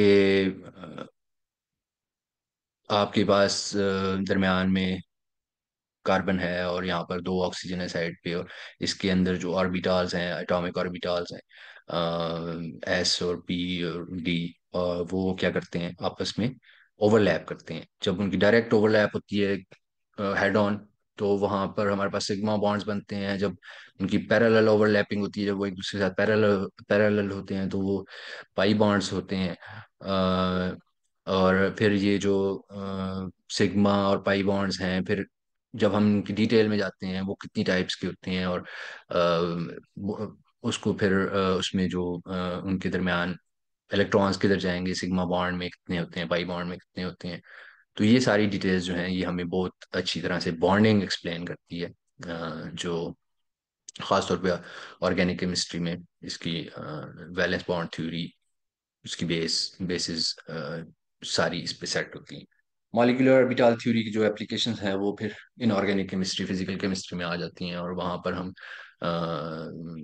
जो ट्रांजिशंस होती हैं ऑर्बिटल्स के दरमियान में इलेक्ट्रॉन्स की, कि एक इलेक्ट्रॉन दूसरी ट्रांजिशन स्टेट में कैसे जाता है, और उस टाइम पर क्या होता है, और उसका लाइट के साथ, फोटॉन या एनर्जी के साथ क्या रिलेशनशिप है, और डिस्टेंसेस कैसे मैटर करते हैं, डिफरेंट ऑर्बिटल्स की जो पोजीशन है उसकी क्या इम्पोर्टेंस है, वो हम मॉलिक्यूलर ऑर्बिटल थ्योरी से निकालते हैं। अब ये दोनों थ्योरीज इंपॉर्टेंट हैं और ये दोनों कॉम्प्लीमेंट्री हैं बेसिकली। एक से हमें डिफरेंट टाइप की इंफॉर्मेशन मिलती है, दूसरे से डिफरेंट टाइप की इंफॉर्मेशन मिलती है, दोनों यूजफुल होती हैं बेसिकली। और यहाँ पर आप सिर्फ एक पे रिलाय नहीं कर सकती, बाज़ औक़ात जो अब प्रॉपर अंडरस्टैंडिंग के लिए आपको दोनों अप्रोचेस को या मॉडल्स को, बेसिकली ये मॉडल्स हैं हिपोथेटिकल या जो भी, एक्सपेरिमेंट के जरिए काफ़ी हद तक, बल्कि एक्सपेरिमेंट के जरिए आप कह सकते हैं कि इनको अपने अपने इनकी प्रोज एंड कॉन्स जो हैं वो वेल डिफाइंड है। तो वीबी में एटॉमिक ऑर्बिटल्स का ओवरलैप होता है, और एमओ में डीलोकलाइजेशन बेसिकली होती है, और स्प्लिट कर जाते हैं जो ऑर्बिटल्स हैं, जब एटॉमिक ऑर्बिटल्स आपस में कंबाइन होते हैं। तो और दोनों क्वांटम सॉल्यूशंस हैं और कोरिलेटेड हैं, एक दूसरे एनर्जीज के हवाले से भी कोरिलेटेड हैं, कि आपने अगर वीबी से एनर्जीज निकाली हैं ट्रांजिशन स्टेट्स की, और एमओ से निकाली हैं, तो वो सेम ही होती हैं। अ, लेकिन जो बात है वो इंट्यूशन की है, कि केमिकल इंट्यूशन लोकलाइज बॉन्ड्स की वो देती है, और जो मॉलिक्यूलर ऑर्बिटल है वो एक्साइटेड स्टेट्स और स्पेक्ट्रा और स्पेक्ट्रोस्कोपी और फोटोकेमिस्ट्री और इन चीज़ों में हमें हेल्प देती है। अब इसके पीछे ना सिर्फ फिजिक्स है, बल्कि मैथमेटिक्स भी है। और वो जो ग्रुप थ्योरी आपने फिजिक्स में शायद पढ़ी हो, मैथमेटिक्स में ग्रुप थ्योरी के ऊपर कोर्सेज होते हैं, बहुत एक बड़ी फील्ड है और बहुत इसमें रिसर्च हो रही है। वो हम यहाँ पर कैसे अप्लाई करते हैं? अब देखें आपके जो केमिस्ट्री है उसकी जो बेसिस हैं वो ना सिर्फ फिजिक्स में है बल्कि मैथमेटिक्स में भी। सिमिट्रीज, फिजिक्स में आपने सिमिट्रीज की बहुत इम्पोर्टेंस है। आप पूरी पूरी यूनिवर्स को आप जो क्वांटम मैकेनिक्स है उसमें बहुत सारी थ्योरीज में ऑलमोस्ट जो है वो सिमिट्री की बात कर रहे होते हैं। तो हम जब मॉलिक्यूल्स पे आते हैं तो वहां पर भी हमारे लिए सिमिट्रीज इंपॉर्टेंट होती हैं। तो हम सिमिट्रीज को कैसे डिफाइन करते हैं? उनको पॉइंट ग्रुप्स की सूरत में डिफाइन करते हैं, जो कि रोटेशन और एक एक्सिस के इर्द गिर्द होती है, और कितनी रोटेशंस होंगी जब दोबारा वो मॉलिक्यूल अपनी फर्स्ट स्टेट में आएगा, मिररिंग उसकी कैसे होगी, ट्रांसलेशन कैसे होगी, उस कितनी दफ़ा होगी कि वो अपनी ओरिजिनल स्टेट में आएगा। तो ये अब इससे ये होता है कि हमारे पास हर हर कंपाउंड का, हर मॉलिक्यूल का एक प्रोफाइल बन जाता है, कि उसकी जो बॉन्ड्स, जो फिक्स्ड बॉन्ड्स हैं उसके एटम्स के दरमियान, उनकी जो मूवमेंट है, कितनी मूवमेंट्स होंगी, किस टाइप की मूवमेंट्स होंगी, और एंड पे हमारे पास वही मॉलिक्यूल दोबारा वापस आएगा। तो वो हम उनको कोड कर देते हैं C2V D6H, और इस तरह से पॉइंट ग्रुप्स की सूरत में। ये आगे हमारे ना सिर्फ उनको डिफाइन करने के लिए, उनकी स्ट्रक्चर्स को डिफाइन करने के लिए इंपॉर्टेंट होती है, कि C2V में कौन कौन से मॉलिक्यूल्स आते हैं, D6H में कौन कौन से आते हैं, C3 में, C2 में कौन कौन से आते हैं, बल्कि उनकी बेसिस के ऊपर हम स्प्लिटिंग करते हैं, डीकपलिंग करते हैं ट्रांजिशन स्टेट्स की, इलेक्ट्रॉनिक स्टेट्स की, एनर्जी स्टेट्स की। और उससे हमें पता चलता है कि जो इलेक्ट्रॉन्स हैं वो फर्दर जो ऑर्बिटल्स हैं, न सिर्फ ऑर्बिट्स बल्कि ऑर्बिटल्स हैं, उनके अंदर मजीद स्प्लिटिंग होती है, T2G, E G ऑर्बिटल्स वगैरह का आपने नाम सुना होगा। उनके अंदर फिर इलेक्ट्रॉन्स किधर जाते हैं, किस किस में जाते हैं, और कैसे फर्दर जो ट्रांजिशन स्टेट्स उसके अंदर बनती हैं, वो फिर हमें आगे उनकी क्या एप्लीकेशन है वो हम आगे देखेंगे। लेकिन ये ग्रुप थ्योरी हमें बहुत हेल्प करती है कि हम उसको सिंप्लीफाई कर दें, जो मॉलिक्यूलर स्ट्रक्चर है, और उसकी जो ऑर्बिटल्स की स्प्लिटिंग है, और उसकी डीलोकलाइजेशन है, और वहां पर जो एग्जिस्टेंस है ट्रांजिशन स्टेट्स की, जिनके दरमियान सारा कुछ काम हो रहा है, बेसिकली इलेक्ट्रॉन्स आ रहे हैं, जा रहे हैं, एनर्जी एब्जॉर्ब कर रहे हैं, एनर्जी एमिट कर रहे हैं, और जितना भी जो उसके अंदर काम हो रहा है उसको सिंप्लीफाई कर देते हैं ग्रुप थ्योरी में पॉइंट ग्रुप्स के थ्रू। और ये हमारी जो एक 3 डायमेंशनल इंट्यूशन के लिए बहुत इंपॉर्टेंट होती है। ये हमारा पूरा कोर्स था एक एमफिल में कायद आज़म यूनिवर्सिटी में। इनऑर्गेनिक इलेक्ट्रॉनिक ट्रांजिशंस के नाम से, उसमें हमने ग्रुप थ्योरी पढ़ी थी। फिजिक्स में आई डोंट नो किस हिसाब से इसको पढ़ते हैं, मैथमेटिक्स में तो बेसिकली इसको डिफाइन किया जाता है। तो ये इस तरह हमारी जो ग्रुप थ्योरी की बेसिस हैं वो ये हैं। वाटर की एग्जांपल है, इसमें C2V point group symmetry exist करती है। तो ये इस तरह से आप देख सकते हैं, मीथेन है। फिर है जी जो क्वांटम मैकेनिक्स की हम एप्लीकेशंस जो उसकी बात करते हैं, केमिस्ट्री की बेसिस, कौन कौन सी केमिस्ट्री की बेसिस हैं। फिर हमारे पास थ्योरेटिकल, जिस तरह आपके पास थ्योरेटिकल फिजिक्स है उस तरह से हमारे पास थ्योरेटिकल केमिस्ट्री भी है। और थ्योरेटिकल केमिस्ट्री की सारी जो बेस है वो भी क्वांटम मैकेनिकल है। तो उसमें सबसे पहले हम जो फर्स्ट प्रिंसिपल स्टडीज हैं, एब इनिशियो मेथड्स यूज करते हैं, जिसमें कैलकुलेशंस वो फंडामेंटल लॉज की बुनियाद पर होती हैं, बिल्कुल क्वांटम मैकेनिक्स की बुनियाद पर होती हैं। इसको फर्स्ट प्रिंसिपल कहते ही इस वजह से हैं कि फ्रॉम स्क्रैच है। ये एम्पेरिकल मॉडल है, इसमें कोई जो है सॉरी, ये मैथमेटिकल मॉडल है, इसमें कोई जो है एक्सपेरिमेंटल फिटिंग नहीं होती, कोई एम्पेरिकल मॉडल के पैरामीटर्स वगैरह से इसको जस्टिफाई नहीं करने की कोशिश की जाती। आपकी सिर्फ एक जो मैथमेटिक्स है, जो क्वांटम मैकेनिक्स की बेस के ऊपर आपके पास इक्वेशंस हैं, उनको यूज करके आप मॉडल्स डिफाइन करते हो। और मजे की बात यह है कि वो जब जो आपके पास मॉलिक्यूलर मॉडल्स आते हैं या एटॉमिक जो जो केमिकल इंटरेक्शंस होती हैं, केमिस्ट्री है वहाँ पर, वो सारी वो बहुत हद तक जो है वो एक्यूरेट होती है और हमें बहुत ज़्यादा इंफॉर्मेशन देती है। अगर उसको फिर हम एक्सपेरिमेंटली, अब तो खैर एक्सपेरिमेंटली भी जो है वो किया जा सकता है इनको। फॉर एग्जांपल हमारा एक पेपर था 2022 में आया था, उसमें हमने फिजिक्स के DFT के हमारे दोस्त हैं उनके साथ काम किया। और उसमें हमने पहले एक थ्योरेटिकल मॉडल बनाया कि हमारे पास ग्राफीन है और हम ग्राफीन में एक एक्सटर्नल सिंगल एटम उसको किस तरह से ला रहे हैं और वहां पर उसको स्टेबलाइज कर रहे हैं। तो उसकी एक थ्योरेटिकल जो स्ट्रक्चर बनेगी वो बनाई हमने। फिर उस स्ट्रक्चर के ऊपर हमने फोरियर ट्रांसफॉर्मेशन और डिफरेंट कैलकुलेशंस, ये सारी DFT वगैरह ये सारी इसके ऊपर लगाई। तो हमारे पास रिजल्ट में कुछ ग्राफ्स आए। फिर उनको हमने जब x-ray absorption spectroscopy, x-ray near edge absorption और उनको जेनस और XFS जो एक्सरे फ्लोरेसेंस स्पेक्ट्रोस्कोपी है, उन उसके थ्रू हमने एक्चुअल मटेरियल को टेस्ट किया, जिसमें हम प्रिडिक्ट कर रहे थे कि ये हमारे पास स्ट्रक्चर होगी। तो अ, उस थ्योरेटिकल मॉडल को जब एक्सपेरिमेंटल मॉडल के साथ हमने ओवरलैप किया तो वो बहुत ज़्यादा एक्यूरेट था। तो उससे हमारी जो स्ट्रक्चर थी वो कंफर्म होगी।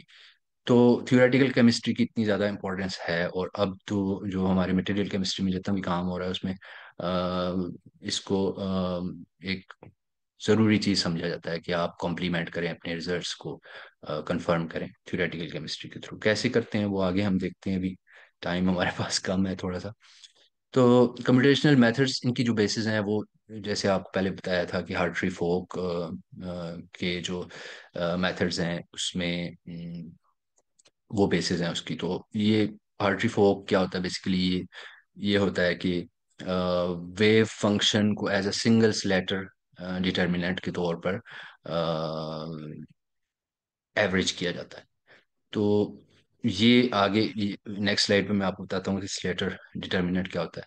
बेसिकली आप ये कह सकते हैं कि जो जो इलेक्ट्रॉन्स होते हैं उनको हम क्लासिकल मैकेनिक्स में मैनी बॉडी प्रॉब्लम के तौर पर नहीं देखा जाता कि उनकी आपस में क्या इंटरेक्शन होगी, बल्कि उनको एक पूरे के पूरे को एक वेव फंक्शन के तौर पर लिया जाता है कि उनके जितना इलेक्ट्रॉनिक क्लाउड है वो एक वेव फंक्शन डिफाइन करता है, और उसी की बेसिस के ऊपर जो हम ग्राउंड स्टेट है वो तय करते हैं, और फिर उस ग्राउंड स्टेट से हम एक्साइटेड स्टेट फाइंड करते हैं, और उस उनके दरम्यान जो डिफरेंस होता है इलेक्ट्रॉन डेंसिटी का, और उसकी मदद से हम जो प्रॉपर्टीज हैं मॉलिक्यूल्स की वो डिफाइन करते हैं। उसमें आगे न सिर्फ डीएफटी है, फिर हमारे पास मॉन्टी कार्लो, मटेरियल स्टूडियो के एल्गोरिदम्स हैं बहुत सारे इसमें। वो मटेरियल ना सिर्फ उसमें बल्कि डिफरेंट प्रॉपर्टीज जो है मटेरियल्स की वो हासिल की जाती हैं, बल्कि आप थ्योरेटिकली उनके स्पेक्ट्रास भी जो है वो सिमुलेट कर सकते हैं। आप F T I R U V वगैरह, सिर्फ आप मॉलिक्यूल की स्ट्रक्चर वहां पे बनाएंगे कि ये हमारे पास मॉलिक्यूल है मटेरियल स्टूडियो में, और हाँ इसका एफ टी आई आर करके दे दो, F T I are spectra आपको दे देगा। फिर आप उसको मशीन में लेकर जाएंगे और रियल में उसके ऊपर आई आर लाइट डालकर उसका स्पेक्ट्रा फाइंड करेंगे, तो उसको आप कंपेयर कर सकते हैं। वाकई वो मटेरियल जो आपने उसकी स्ट्रक्चर जो है वो मटेरियल स्टूडियो में खुद अपने हाथों से कंप्यूटर में बनाई थी, वही एग्जैक्ट स्ट्रक्चर उस मटेरियल के अंदर एग्जिस्ट करती है, जिसको आप अ, अपनी आंख से नहीं देख सकते।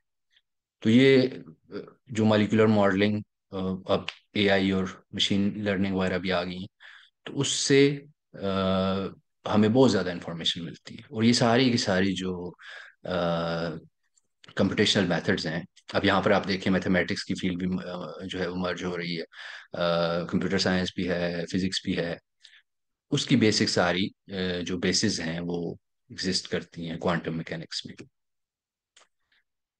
अब जो हार्ट्री फोक है वो, जिस तरह मैंने आपको बताया कि वो, फिर देखें यही वर्ड आ गया अप्रोक्सीमेशन का, this is very important. Wave function और energy of approximates wave function and energy of quantum many body systems. Many body systems की जो वेव फंक्शन और एनर्जी उसको अप्रोक्सीमेट कर देता है, और ये एज्यूम करता है कि N body wave function is a single Slater determinant और permanent for fermions and bosons, जो हम फर्मियाज की बात कर रहे थे। तो स्लेटर डिटर्मिनेंट क्या होता है, वो वेव फंक्शन बेसिकली डिफाइन करता है मल्टी फर्मियानिक सिस्टम का। और एंटी सिमेट्री और पॉली प्रिंसिपल जो है वो इनको इंश्योर करता है। और बेसिकली ये एज्यूम करता है कि जो इलेक्ट्रॉन्स हैं वो पॉइंट ग्रुप्स नहीं है, बल्कि वो एक मिलकर एक पूरी बॉडी के तौर पर उनका वेव फंक्शन होता है, वो काम कर रहा होता है। जिस तरह आप ये फिगर में भी देख सकते हैं कि आपको जो इलेक्ट्रॉनिक क्लाउड है उसकी एनर्जीज कलर कोड से दिखाई गई हैं। तो यहाँ पर इलेक्ट्रॉन्स का जो ये एनर्जी जो वेव फंक्शन से निकलती हैं, तो उससे इलेक्ट्रॉन्स की डेंसिटी और उनकी जो एनर्जीज हैं वो हमें पता चलती हैं। और डेंसिटी ऑफ स्टेट्स जो है जिसको डीओएस कहते हैं, वो डीएफटी से हमारी हम निकाल सकते हैं। अच्छा, अब इसकी बेसिस जो है वो भी श्रोडिंजर इक्वेशन है और पॉली एक्सक्लूजन प्रिंसिपल है। पॉली एक्सक्लूजन प्रिंसिपल बेसिकली ये है कि in a poly electron atom it is impossible for any two electrons to have the same two values of all four of their quantum numbers। Poly exclusion principal ये कहता है कि दो electrons का जो है, ये दो बेसिकली तो फर्मियाज हैं, लेकिन यहाँ पर हम इलेक्ट्रॉन्स की बात करते हैं कि वो कभी भी एक जैसी स्टेट में नहीं हो सकते। उनके ये चारों के चारों जो प्रिंसिपल क्वांटम नंबर है या azimuthal quantum number, magnetic quantum number है, स्पिन है, वो सेम नहीं हो सकता। एक कोई ना कोई चीज उसमें डिफरेंट होगी। जिस तरह एन है जो प्रिंसिपल क्वांटम नंबर होता है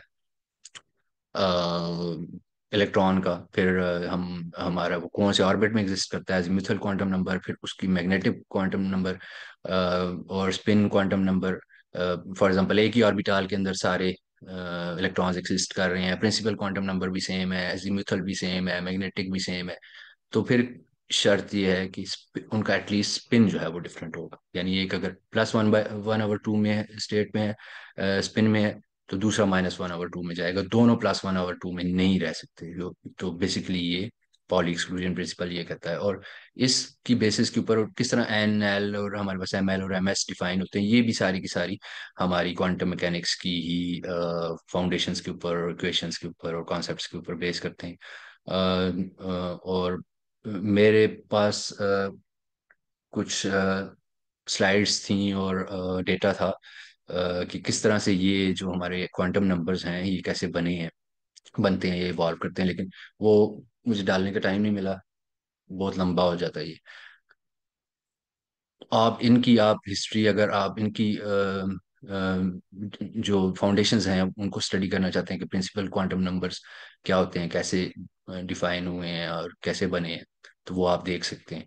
और उसमें भी आपको यही पता चलेगा कि ये सारी की सारी क्वांटम मैकेनिक्स की बेसिस के ऊपर है, और यही हम केमिस्ट्री में यूज ही इन नंबर्स को करते हैं, और इन्हीं की बेसिस के ऊपर सारी केमिस्ट्री काम करती है। ये आप विजुअली आप इसको देख सकते हैं कि अगर ये एरोज जो है वो स्पिन को डिफाइन करते हैं, तो वो स्पिन जो है वो एक ही डायरेक्शन में नहीं हो सकता, एक को जरूरी है कि उसके लिए कि वो दूसरी डायरेक्शन में हो, और ये आएगा तो फौरन दूसरी डायरेक्शन में चला जाएगा इन वन ऑर्बिटल। ये हमारे पास पॉली एक्सक्लूजन प्रिंसिपल है, ये भी हमारी बेसिस हैं, और जो कि क्वांटम मैकेनिक्स की उस पे है। अब ये जो मैं जिस तरह आपको बता रहा था पहले, जो हर्ट्री फोक मेथड है, उसमें अप्रोक्सीमेशन की बात, यहाँ पे आप उसको विजुअली आप देख सकते हैं कि यहाँ पे हम जब इलेक्ट्रॉन्स की बात कर रहे होते हैं तो वो मैनी बॉडी पर्सपेक्टिव नहीं है, और क्लासिकल का या इवन क्वांटम मैकेनिक्स में भी हम मैनी बॉडी पर्सपेक्टिव नहीं देखते, बल्कि एक इलेक्ट्रॉन डेंसिटी और डीएफटी पर्सपेक्टिव होता है हमारे पास। और ये इलेक्ट्रॉन डेंसिटी जो है इसकी वेव फंक्शंस के ऊपर हम बात कर रहे होते हैं। और वो जो हमारा जो उसके पीछे थ्योरम्स हैं, वो बेसिकली ये डिफाइन कर देते हैं कि ये ग्राउंड स्टेट है हमारी, और उसका एक यूनिक फंक्शनल है, और जो density N R basically electron density है, तो उसका एक यूनिक फंक्शनल है। और उस यूनिक फंक्शनल को आप डिफाइन करके अब उसके बाद आपने जो भी करना है वो करें और उसके साथ कंपैरिजन करें। फिर उसके बाद कौन सा अप्रोच है, जो इंटरेक्टिंग इलेक्ट्रॉन सिस्टम्स हैं, non interacting systems, effective potential की बेसिस के ऊपर आप डिफरेंट स्टेट्स जब उसकी निकालते हैं इलेक्ट्रॉन डेंसिटी की, और फिर उनका आपस में कंपैरिजन करते हैं, तो वो आपको इंफॉर्मेशन सारी वहाँ से मिलती है। फिर उसमें आप बस लोकल डेंसिटी अप्रोक्सीमेशन है, जनरल ग्रेडियंट अप्रोक्सीमेशन, ये देखिए फिर अप्रोक्सीमेशन आ रही हैं। तो ये एक्सचेंज कोरिलेशंस फंक्शनल है कि एक एनर्जी स्टेट से दूसरी एनर्जी स्टेट में किस तरह इलेक्ट्रॉन्स की मूवमेंट हो रही है, और वो एक पूरे का पूरा क्लाउड किस तरह बिहेव कर रहा है, और उसकी वेवलेंथ किस तरह से उसका सॉरी जो आपका वेव नंबर है वो किस तरह से चेंज हो रहा है। और वहाँ पे सारी ज्योमेट्रीज, एनर्जीज, इलेक्ट्रॉनिक स्ट्रक्चर और ये सारी प्रॉपर्टीज एटम्स और मॉलिक्यूल्स की अ, आप डिफाइन कर सकते हैं, वो सारी इंफॉर्मेशन ले सकते हैं। जी अली भाई, आप कुछ? हाँ, मैं बस टाइम का कहना चाह रहा था कि if you can wrap up in 5 minutes, because अच्छा, देन वी मैं विल गो चलें टू बस क्वेश्चन। रैप करता हूँ, इसके बाद एप्लीकेशंस ही हैं।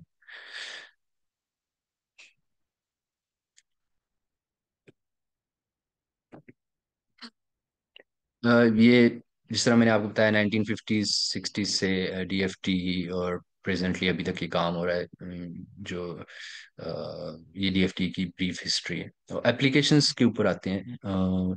एप्लीकेशंस में स्पेक्ट्रोस्कोपी है सबसे पहले। स्पेक्ट्रोस्कोपी में जो मॉलिक्यूलर वाइब्रेशंस होती हैं, फॉर एग्जांपल आईआर स्पेक्ट्रोस्कोपी है हमारे पास, इंफ्रारेड स्पेक्ट्रोस्कोपी, उसका इंफ्रारेड रेंज है 4000 से 400 सेंटीमीटर, या आप कह सकते हैं कि 900 ऑलमोस्ट नैनोमीटर से ये स्टार्ट होती है। आईआर आईआर रीजन जो स्टार्ट होता है, उसके अंदर हम काम करते हैं। उसमें बेसिकली ये होता है कि जो बॉन्ड्स हैं उनके, उनमें डिफरेंट टाइप्स की वाइब्रेशंस होती हैं, और वो एनर्जी उन वाइब्रेशंस जो है वो क्वांटाइज होती हैं। एक स्टेट से दूसरी स्टेट में जब जाती हैं तो उसमें एनर्जी एब्जॉर्ब होती है, या जब वो वापस आती है तो एनर्जी इमिट होती है। उसकी बेसिस के ऊपर ये सारी की सारी आईआर थ्योरी काम करती है। और वो जो वाइब्रेशंस होती हैं बॉन्ड्स की, वो करेक्टरिस्टिक होती हैं। और डिफरेंट टाइप्स के जो बॉन्ड्स हैं, सी डबल बॉन्ड ओ है या सी एच है, और उनकी फिर स्ट्रेचिंग है या उनकी सिजरिंग है, डिफरेंट टाइप्स की जो जो मोशंस हैं, अ, वो हम इन उनकी एनर्जी जो है वो फाइंड कर सकते हैं, एब्जॉर्प्शन और ट्रांसमिशन वगैरह। तो वो जब हम प्लॉट करते हैं तो हमारे पास इंफॉर्मेशन आ जाती है, और उससे हमें पता चलता है कि कौन कौन से बॉन्ड्स एग्जिस्ट करते हैं। हम बॉन्ड्स को आइडेंटिफाई कर सकते हैं, स्ट्रक्चर्स को कंफर्म कर सकते हैं। इस तरह यूवी विजिबल स्पेक्ट्रोस्कोपी है, उसमें जो है हम यूवी विजिबल रेंज में काम करते हैं 200 से 800 नैनोमीटर्स, 2 to 6 इलेक्ट्रॉन वोल्ट। और यूवी विजिबल में हम जो मॉलिक्यूलर ऑर्बिटल थ्योरी है जिसकी हमने पहले बात की, उसमें ट्रांजिशंस की बात करते हैं कि pi to pi star, n to pi star, n to sigma, और क्या होती हैं, और उसमें एनर्जी डिफरेंस क्या है, वो एक इलेक्ट्रॉनिक स्ट्रक्चर जो है हम पूरी की पूरी डिफाइन कर देते हैं मॉलिक्यूल्स की। अब यहाँ पर एग्जांपल के तौर पर इसकी एप्लीकेशन आप देख सकते हैं कि एक डाई है, उसकी डिफरेंट कंसंट्रेशन के ऊपर डिफरेंट एब्जॉर्बेंस है। अब इसके पीछे पूरी यही साइंस काम करती है कि उस डाई की स्ट्रक्चर क्या है, उसके अंदर कौन कौन से बॉन्ड्स और एटम्स कहाँ कहाँ मौजूद हैं, और क्या क्या डीकपलिंग हुई हुई है, किस तरह से जो इलेक्ट्रॉनिक जो लेवल्स हैं उनमें डिफरेंस है, और उस डिफरेंस के दरम्यान इलेक्ट्रॉन्स किस तरह ट्रांजिशन कर रहे हैं। तो उससे जो हमारे पास उसका एक रिजल्ट के तौर पर हमारा ग्राफ बनता है, वो यूवी विजिबल स्पेक्ट्रोस्कोपी में, और उससे हम डायरेक्ट इंफॉर्मेशन ले लेते हैं फिजिकल सिग्निफिकेंस। रामान रामान जो है वो कॉम्प्लीमेंट्री टेक्निक है।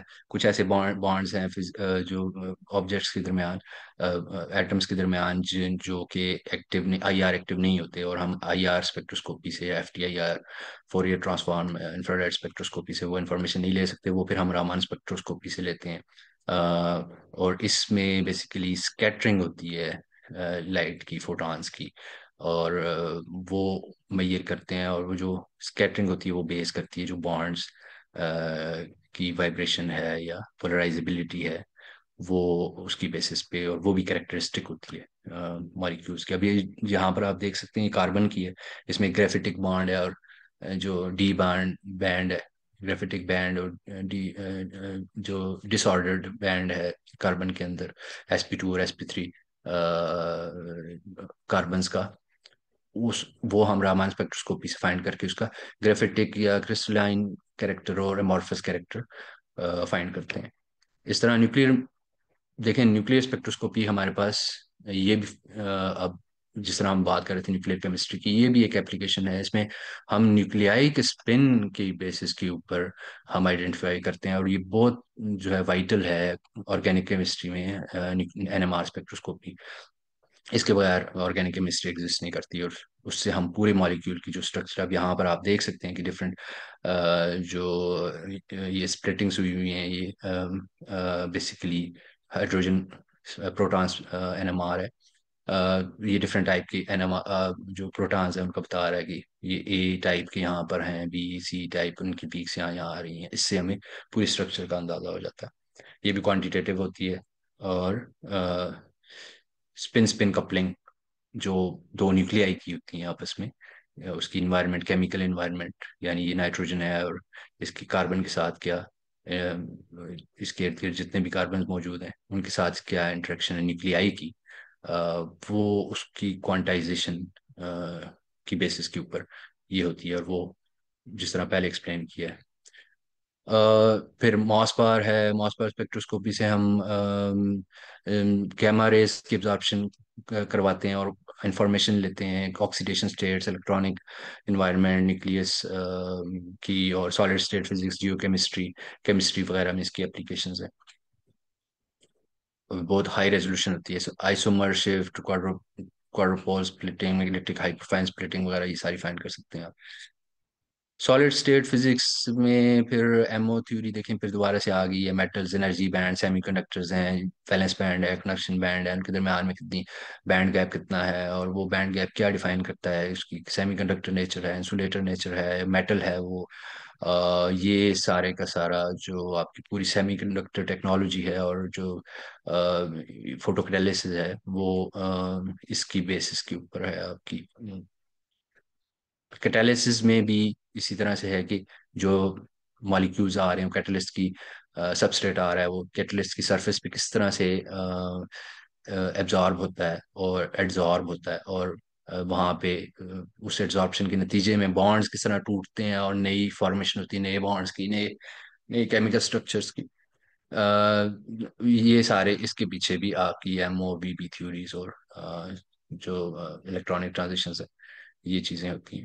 और इसकी एप्लीकेशन जो है वो बायोलॉजिकल एंजाइम्स जो हैं वो बेसिकली कैटलिस्ट होते हैं। और हम अब इनऑर्गेनिक जो आर्टिफिशियल कैटलिस्ट हैं वो भी यूज़ करते हैं, जिस तरह आपको पता है पीटी कैटलिटिक कन्वर्टर्स में है, आयरन हाइपर प्रोसेस में यूज़ होता है, अमोनिया की सिंथेसिस के लिए आपकी जिस तरह निकल यूज़ होता है घी इंडस्ट्री वगैरह में। तो कहने का मकसद जो हमारा टेक अवे है वो यही है कि क्वांटम केमिस्ट्री जो है फिजिक्स की वे फंक्शन श्रोडिंगर इक्वेशन वगैरह वो बहुत इंपॉर्टेंट है केमिकल एप्लीकेशंस के लिए, उसको अंडरस्टैंडिंग उसकी बहुत इंपॉर्टेंट है। एज अ केमिस्ट आपको, अगर आपने केमिस्ट्री को सही तरह से समझना है तो ये ज़रूरी है आपके लिए चीज़ें। और एज अ फिजिसिस्ट आपको आप इन चीज़ों की आपको एप्लीकेशन पता होनी चाहिए कि आप ये काम क्यों कर रहे हैं। अक्सर लोग कहते हैं कि हम ये हमने अलजेब्रा में ये क्वेश्चन पढ़ी है, हमने फार्मूले पढ़े थे मैट्रिक में 10-12, और उनकी कभी हमने जिंदगी में एप्लीकेशन नहीं देखी। ये एप्लीकेशंस होती हैं बेसिकली। आपको उस टाइम पे लग रहा होता है कि कोई एप्लीकेशन नहीं है, लेकिन वो ज़रूरी होती हैं ये चीज़ें। बाकी यही है, करंट मेथड्स जो हैं वो प्रिडिक्शंस कैसे करते हैं, और मॉडल जो मॉलिक्यूलर स्ट्रक्चर्स हैं और उनकी जो बिहेवियर्स हैं प्रॉपर्टीज हैं उनको कैसे एक्सप्लेन करते हैं, ये सारे की सारी चीज़ें इवेंचुअली इन एप्लीकेशंस में यूज होती हैं। उसमें कंप्यूटेशनल मेथड्स, मैथमेटिक्स, फिजिक्स और ये सारी चीज़ें। Okay, that's it. If you have any questions तो आप पूछ सकते हैं अभी।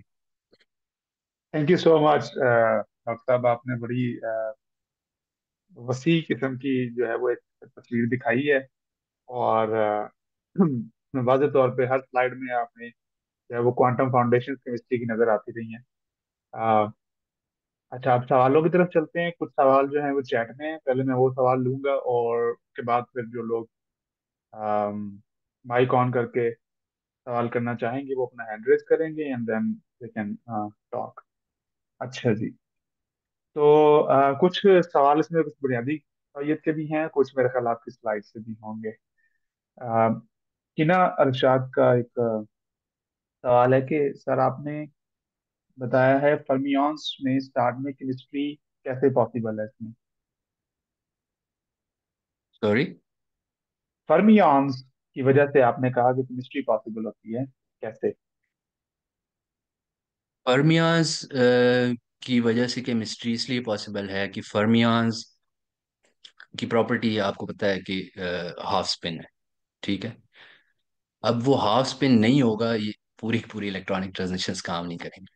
पाउली एक्सक्लूजन प्रिंसिपल उस हाफ स्पिन की बुनियाद पर है, और वो हाफ स्पिन सिर्फ और सिर्फ फर्मियाज की प्रॉपर्टी है। और हम डील ही फर्मियाज के साथ करते हैं कि जो आपके पास इलेक्ट्रॉन, प्रोटॉन, न्यूट्रॉन, तीन चीजें हैं एटम के अंदर, वो तीनों चीजें फर्मियाज हैं। और उनका जो बिहेवियर है वो उनकी प्रॉपर्टीज और हाफ स्पिन एक्सप्लेन करता है, और जिसको पॉली एक्सक्लूजन प्रिंसिपल रेगुलेट करता है कि आपने ग्राउंड स्टेट में सारी चीजें एक ही स्टेट में उनके सारे क्वांटम नंबर से सेम नहीं हो सकते। स्पिन डिफरेंट होगा, या मैग्नेटिक स्पिन है, या उनके एजीमुथल नंबर है, या प्रिंसिपल क्वांटम नंबर है, वो कुछ ना कुछ उनमें से मुख्तलिफ होगा। तो अगर ये चीज निकाल दें तो पीछे केमिस्ट्री में क्या बचता है? फिर तो कोई बॉन्डिंग ही नहीं होगी, फिर मॉलिक्यूल्स एग्जिस्ट नहीं करेंगे। इसलिए ये बेस है इसकी। जी, ये एक सवाल है, क्लासिकल फील्ड और क्वांटम फील्ड में क्या फर्क ये तो आप ज्यादा बेहतर बता सकते हैं। है। हाँ, मतलब अगर सादा सा देखना है तो आप समझ लेंगे। मिसाल के तौर पर क्लासिकल फील्ड से मुराद आपका इलेक्ट्रिक फील्ड या मैग्नेटिक फील्ड है, जो आप मैक्सवेल की क्लासिकल इलेक्ट्रोडायनामिक्स में देखते हैं। तो क्वांटम फील्ड से मुराद है कि आप उसको क्वांटाइज करते हैं, जैसे कि फोटॉन है, जैसे कि डॉक्टर आकिब कह रहे थे फर्मियंस हैं। तो फर्मियंस की एग्जिस्टेंस भी क्वांटम फील्ड के थ्रू में पता चलती है, क्लासिकल फील्ड में ऐसा नहीं होता। फिर ये कि क्लासिकल फील्ड डिटर्मिनिस्टिक है और क्वांटम फील्ड जो है वो प्रोबेबिलिस्टिक है। क्लासिकल फील्ड को डिस्क्राइब करने के लिए आप definite position and momentum variables define करते हैं। क्वांटम फील्ड के लिए आप ऑपरेटर्स डिफाइन करते हैं। तो क्वांटम मैकेनिक्स को जो मैक्सवेल की फील्ड थ्योरी है उस पर लगा देने से क्वांटम फील्ड थ्योरी बन जाती है, अगर आप सिंपल सेंस में इसको देखना चाहते हैं। फिर ये है कि क्लासिकल फील्ड जो है वो नॉन रिलेटिविस्टिक है, क्वांटम फील्ड रिलेटिविस्टिक हो जाता है एंड सो ऑन। इसमें फिर बहुत कुछ आ गया। तो नेक्स्ट क्वेश्चन भी मेरे ख्याल फिजिक्स का ही है। पायलट वेव थ्योरी क्या है? तो आप अगर कुछ कहना चाहें तो बोमियन मैकेनिक्स क्या है?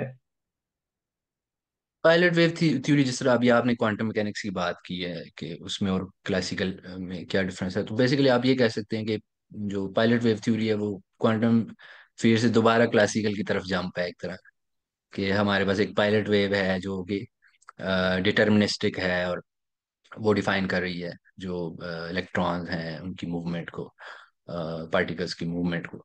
तो कुछ ऐसी चीजें हैं जिस तरह कोपेनहेगन जो एक्सप्लेनेशन है वो ये कहती है कि कोपेनहेगन इंटरप्रिटेशन कि ये प्रोबेबिलिस्टिक है इलेक्ट्रॉन्स की एग्जिस्टेंस, यानी आपके पास एक प्रोबेबिलिटी का ऑर्बिटल बेसिकली क्या होता है कि वो जगह है जहाँ पे इलेक्ट्रॉन की एग्जिस्टेंस प्रोबेबल है, या यानी उधर कहीं भी हो सकता है।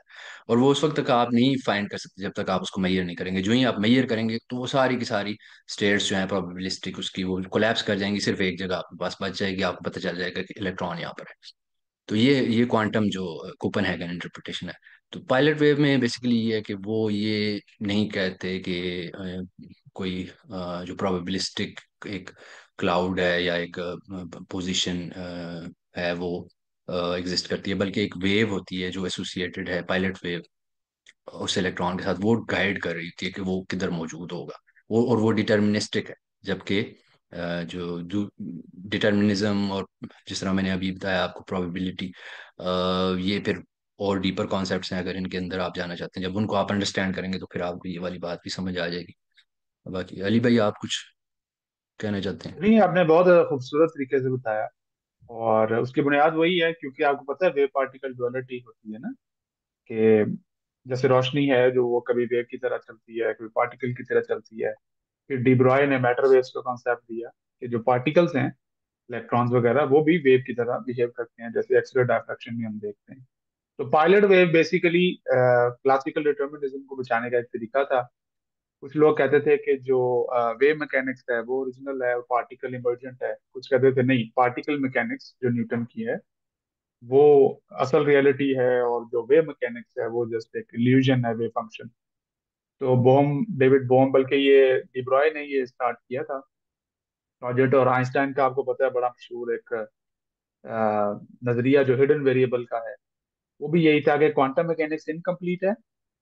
और अब ये कि हमारे पास दोनों एक्सपेरिमेंटल एविडेंस मौजूद है, पार्टिकल का भी मौजूद है और वेव का भी मौजूद है।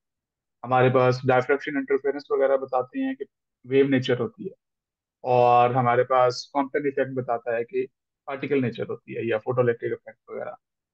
तो इसको रिकंसाइल करने का एक तरीका है पायलट वेव। और जैसा कि नाम है पायलट वेव, वो कहते हैं कि पार्टिकल असल में जो मूव करता है वो न्यूटोनियन डायनामिक्स को ही फॉलो करता है, लेकिन उस पार्टिकल के साथ साथ श्रोडिंगर वेव मैकेनिक्स जो है वो ये आपको बताती है कि वेव फंक्शन भी उसके साथ एसोसिएट होता है। तो वेव फंक्शन को वो पायलट कह देते हैं। जैसे जहाज है उसको पायलट चला रहा है ना, जहाज समझ लें पार्टिकल है, और वो जो पायलट है वो आपका वेव फंक्शन है। तो वो एक तरीका था हिडन वेरिएबल के नजरिए के जरिए क्वांटम मैकेनिक्स की एक्सप्लेनेशन। एनी हाउ, आगे चलते हैं। अम, एक क्वेश्चन था, आई आर लाइट्स क्या होती हैं? आई आर इंफ्रारेड लाइट है, जो लाइट का आपको पता है इलेक्ट्रोमैग्नेटिक जो स्पेक्ट्रा है, बेसिकली इलेक्ट्रोमैग्नेटिक स्पेक्ट्रम वो एग्जिस्ट करता है, जिसमें आपके पास एक्स रेज हैं और कॉस्मिक रेज हैं, एक्स रेज हैं लोएस्ट फ्रीक्वेंसीज और हाई एनर्जी की। फिर उसके बाद आपके पास एक्स रेज के बाद यूवी आती हैं, अल्ट्रावायलेट, जिनकी बहुत हाई एनर्जी होती है, जो इंसान को भी जिस तरह से वो इतनी डेंजरस होती हैं कि वो आपके जो एटम्स हैं उसमें से इलेक्ट्रॉन्स को नॉकआउट कर देती हैं। उनकी इतनी हाई एनर्जी होती है और इतनी लो फ्रीक्वेंसी होती है उनकी, हाई फ्रीक्वेंसी और सॉरी होती है, स्मॉल वेवलेंथ होती है। तो जितनी आप इस साइड पर जाते हैं लोअर वेवलेंथ और हाई फ्रीक्वेंसी की तरफ, तो एनर्जी इंक्रीज होती है, और हाइयर वेवलेंथ और लो फ्रीक्वेंसी की तरफ जाते हैं तो एनर्जी कम होती है। तो जो पहले एक्सरेज आती हैं, फिर उसके बाद आपके पास यूवी है, फिर विजिबल रेंज है जो जिसमें हम देखते हैं 200 नैनोमीटर से 800 नैनोमीटर की वेवलेंथ है। फिर उसके बाद आईआर शुरू हो जाती है। अब बेसिकली आप कह सकते हैं जो हीट है आपकी, जब आप चूल्हा जलाते हैं तो उसमें से जो आपकी रेडिएशन आ रही होती है, वो IR रेडिएशन होती है। उसमें फिर नियर इंफ्रारेड होती है, जो यानी कि जो विजिबल के करीब करीब है, 800 नैनोमीटर से लेके 1400 1500 नैनोमीटर। फिर उसके बाद फार इंफ्रारेड है। तो ये इन मैटर के साथ क्या इंटरेक्शन है, बेसिकली स्पेक्ट्रोस्कोपी में ये होता है कि हम लाइट की EMR स्पेक्ट्रम की जो मैटर के साथ इंटरेक्शन है उसको समझते हैं, और उसकी बेसिस के ऊपर मैटर की प्रॉपर्टीज को अंडरस्टैंड करते हैं कि फॉर एग्जांपल एक डाई है, जब उसमें से विजिबल लाइट गुजरती है तो वो कैसे उसको एब्जॉर्ब करेगा। वो बेसिकली एब्जॉर्बेंस कहाँ पे हो रही होती है, वो फोटॉन्स होते हैं, उनकी एनर्जी होती है। वो जब आते हैं जो एटम्स के अंदर, जो ऑर्बिटल्स की डिफरेंट इलेक्ट्रॉन्स की जो जो स्टेट्स हैं, वो एग्जिस्ट उसको उस एनर्जी को एब्जॉर्ब करते हैं, और वो क्वांटाइज होती है। यानी कि दो स्टेट्स के दरम्यान अगर डिफरेंस है एनर्जी का, कुछ इलेक्ट्रॉन वोल्ट्स का, तो उतनी इलेक्ट्रॉन वोल्ट एनर्जी की वेवलेंथ ही सिर्फ वहां पर एब्जॉर्ब होगी, तभी वो इलेक्ट्रॉन जंप करके ऊपर वाली स्टेट में जाएगा। तो इसकी जब एप्लीकेशन आप स्पेक्ट्रोस्कोपी में करते हैं, तो फिर मेरा एक कोर्स है, आप देख सकते हैं साइंटिफिक पाकिस्तान की वेबसाइट के ऊपर, स्पेक्ट्रोस्कोपी का बड़ी नॉमिनल चार्जेस में, तो उनसे लेते ही नहीं। वो उसकी वेबसाइट वगैरह की कॉस्ट होती है 1000 और 1500 के ऊपर। उसमें मैंने ये स्पेक्ट्रोस्कोपी के ऊपर IR स्पेक्ट्रोस्कोपी, UV विजिबल, और इवन जो एस्ट्रोनॉमी में स्पेक्ट्रोस्कोपी यूज होती है, ये सारी डिटेल में उसकी जो थ्योरेटिकल बेसिस हैं और एप्लीकेशंस हैं, अगर आपको इंटरेस्ट है तो वो स्पेक्ट्रोस्कोपी के कोर्स आप ले सकते हैं वहाँ से। तो ये IR बेसिकली वही इलेक्ट्रोमैग्नेटिक रेडिएशन है, लाइट है बेसिकली। और उसकी मदद से हम मैटर की, क्योंकि हर लाइट की जो मैटर के साथ इंटरेक्शन है वो डिफरेंट है। जो UV है उसकी डिफरेंट इंटरेक्शंस हैं। जो वो इलेक्ट्रॉन्स को नॉकआउट कर देते हैं। जो विजिबल हैं उसमें इलेक्ट्रॉन्स बस एक स्टेट से दूसरे में जाते हैं, दूसरे से वापस आते हैं। और सॉरी, एक्सरेज जो है वो नॉकआउट कर देती हैं UV। और विजिबल में जो स्टेट्स की ट्रांजिशन होती है, इलेक्ट्रॉन्स की ट्रांजिशन होती है। फिर IR में जो है वो सिर्फ बॉन्ड्स के ऊपर जो है वो इफेक्ट करता है। तो ये सारी स्टेट्स क्वांटाइज होती हैं, इनके पीछे सारी क्वांटम केमिस्ट्री, ये सारे कॉन्सेप्ट्स हम आपको जितने हम बता रहे हैं, ये एक जो स्लाइड है वो एक, उसके अंदर चार चार पांच पांच कोर्सेज जो है एक सेमेस्टर के, वो उनकी नॉलेज है। ये आप ये सारी चीजें जब आप पढ़ेंगे, तो इसलिए मैंने शुरू में कहा था कि ये गाइडिंग जो है वो एक गाइड है आपके पास। और इतना हमारे पास टाइम यहाँ पर नहीं है कि हम हर चीज़ की उसमें डिटेल में जा सकें। ओके, मैं सिर्फ मेंशन करना चाहता हूँ, मोमिना अरूज का ये सवाल था। अच्छा, नेक्स्ट क्वेश्चन है नोमान की तरफ से। Why Fourier transform is utilized in FTIR, how it tells us the information about the molecules and functional groups. Fourier transformation, जब आपकी जो मॉलिक्यूल है, जब वो एनर्जी एब्जॉर्ब करता है IR रेडिएशन में, तो वो जो हमारे पास रिजल्ट आता है, वो एक वेव होती है कि वो कंप्रिहेंसिव, उसमें से कोई इंफॉर्मेशन आपको नहीं मिल रही होती। तो फोरियर ट्रांसफॉर्मेशन आपको पता है मैथमेटिकल कॉन्सेप्ट है और मेथड है। तो वो उस वेव की जब उसके ऊपर आप फोरियर ट्रांसफॉर्मेशन अप्लाई करते हैं, तो जो है ना वो रिजॉल्व हो जाती है वेव।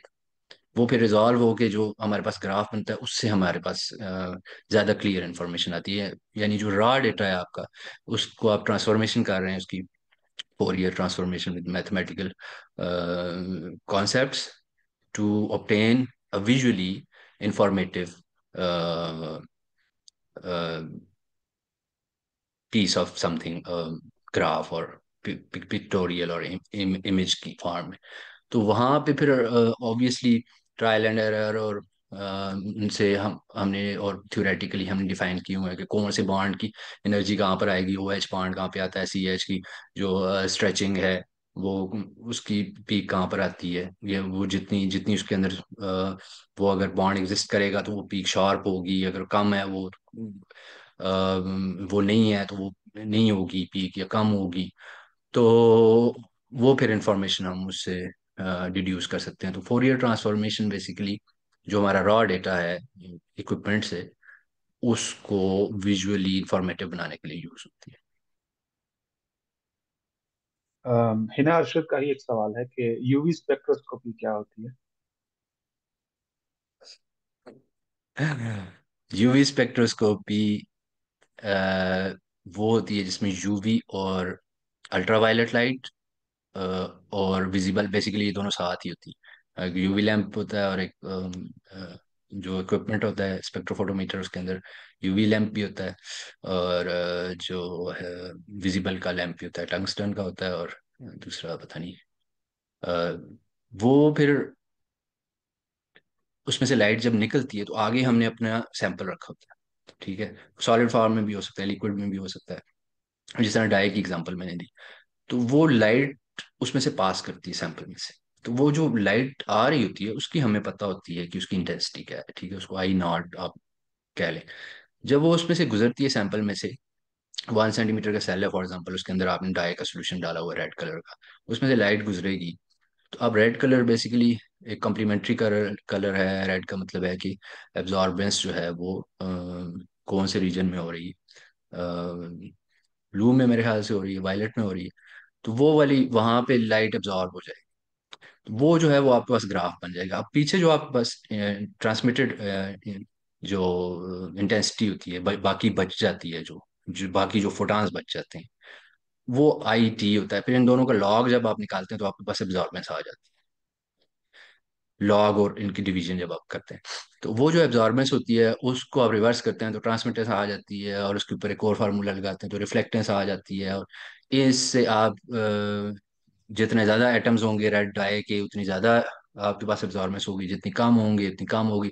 फिर आप कैलिब्रेशन कर्व बनाते हैं, जी हाँ जी, इधर 10 मिली मोल पे इतना था, 20 पे इतना, इतनी एब्जॉर्बेंस आई, 30 पे, 40 पे, वो आपके पास एक ग्राफ बन जाता है। फिर आप एक अननोन सैंपल लेकर आते हैं, उस अननोन सैंपल की जब एब्जॉर्बेंस फाइंड करते हैं तो उससे आपको कंसंट्रेशन पता चल जाती है, जिसको कैलिब्रेशन कैलिब्रेशन कर्व से।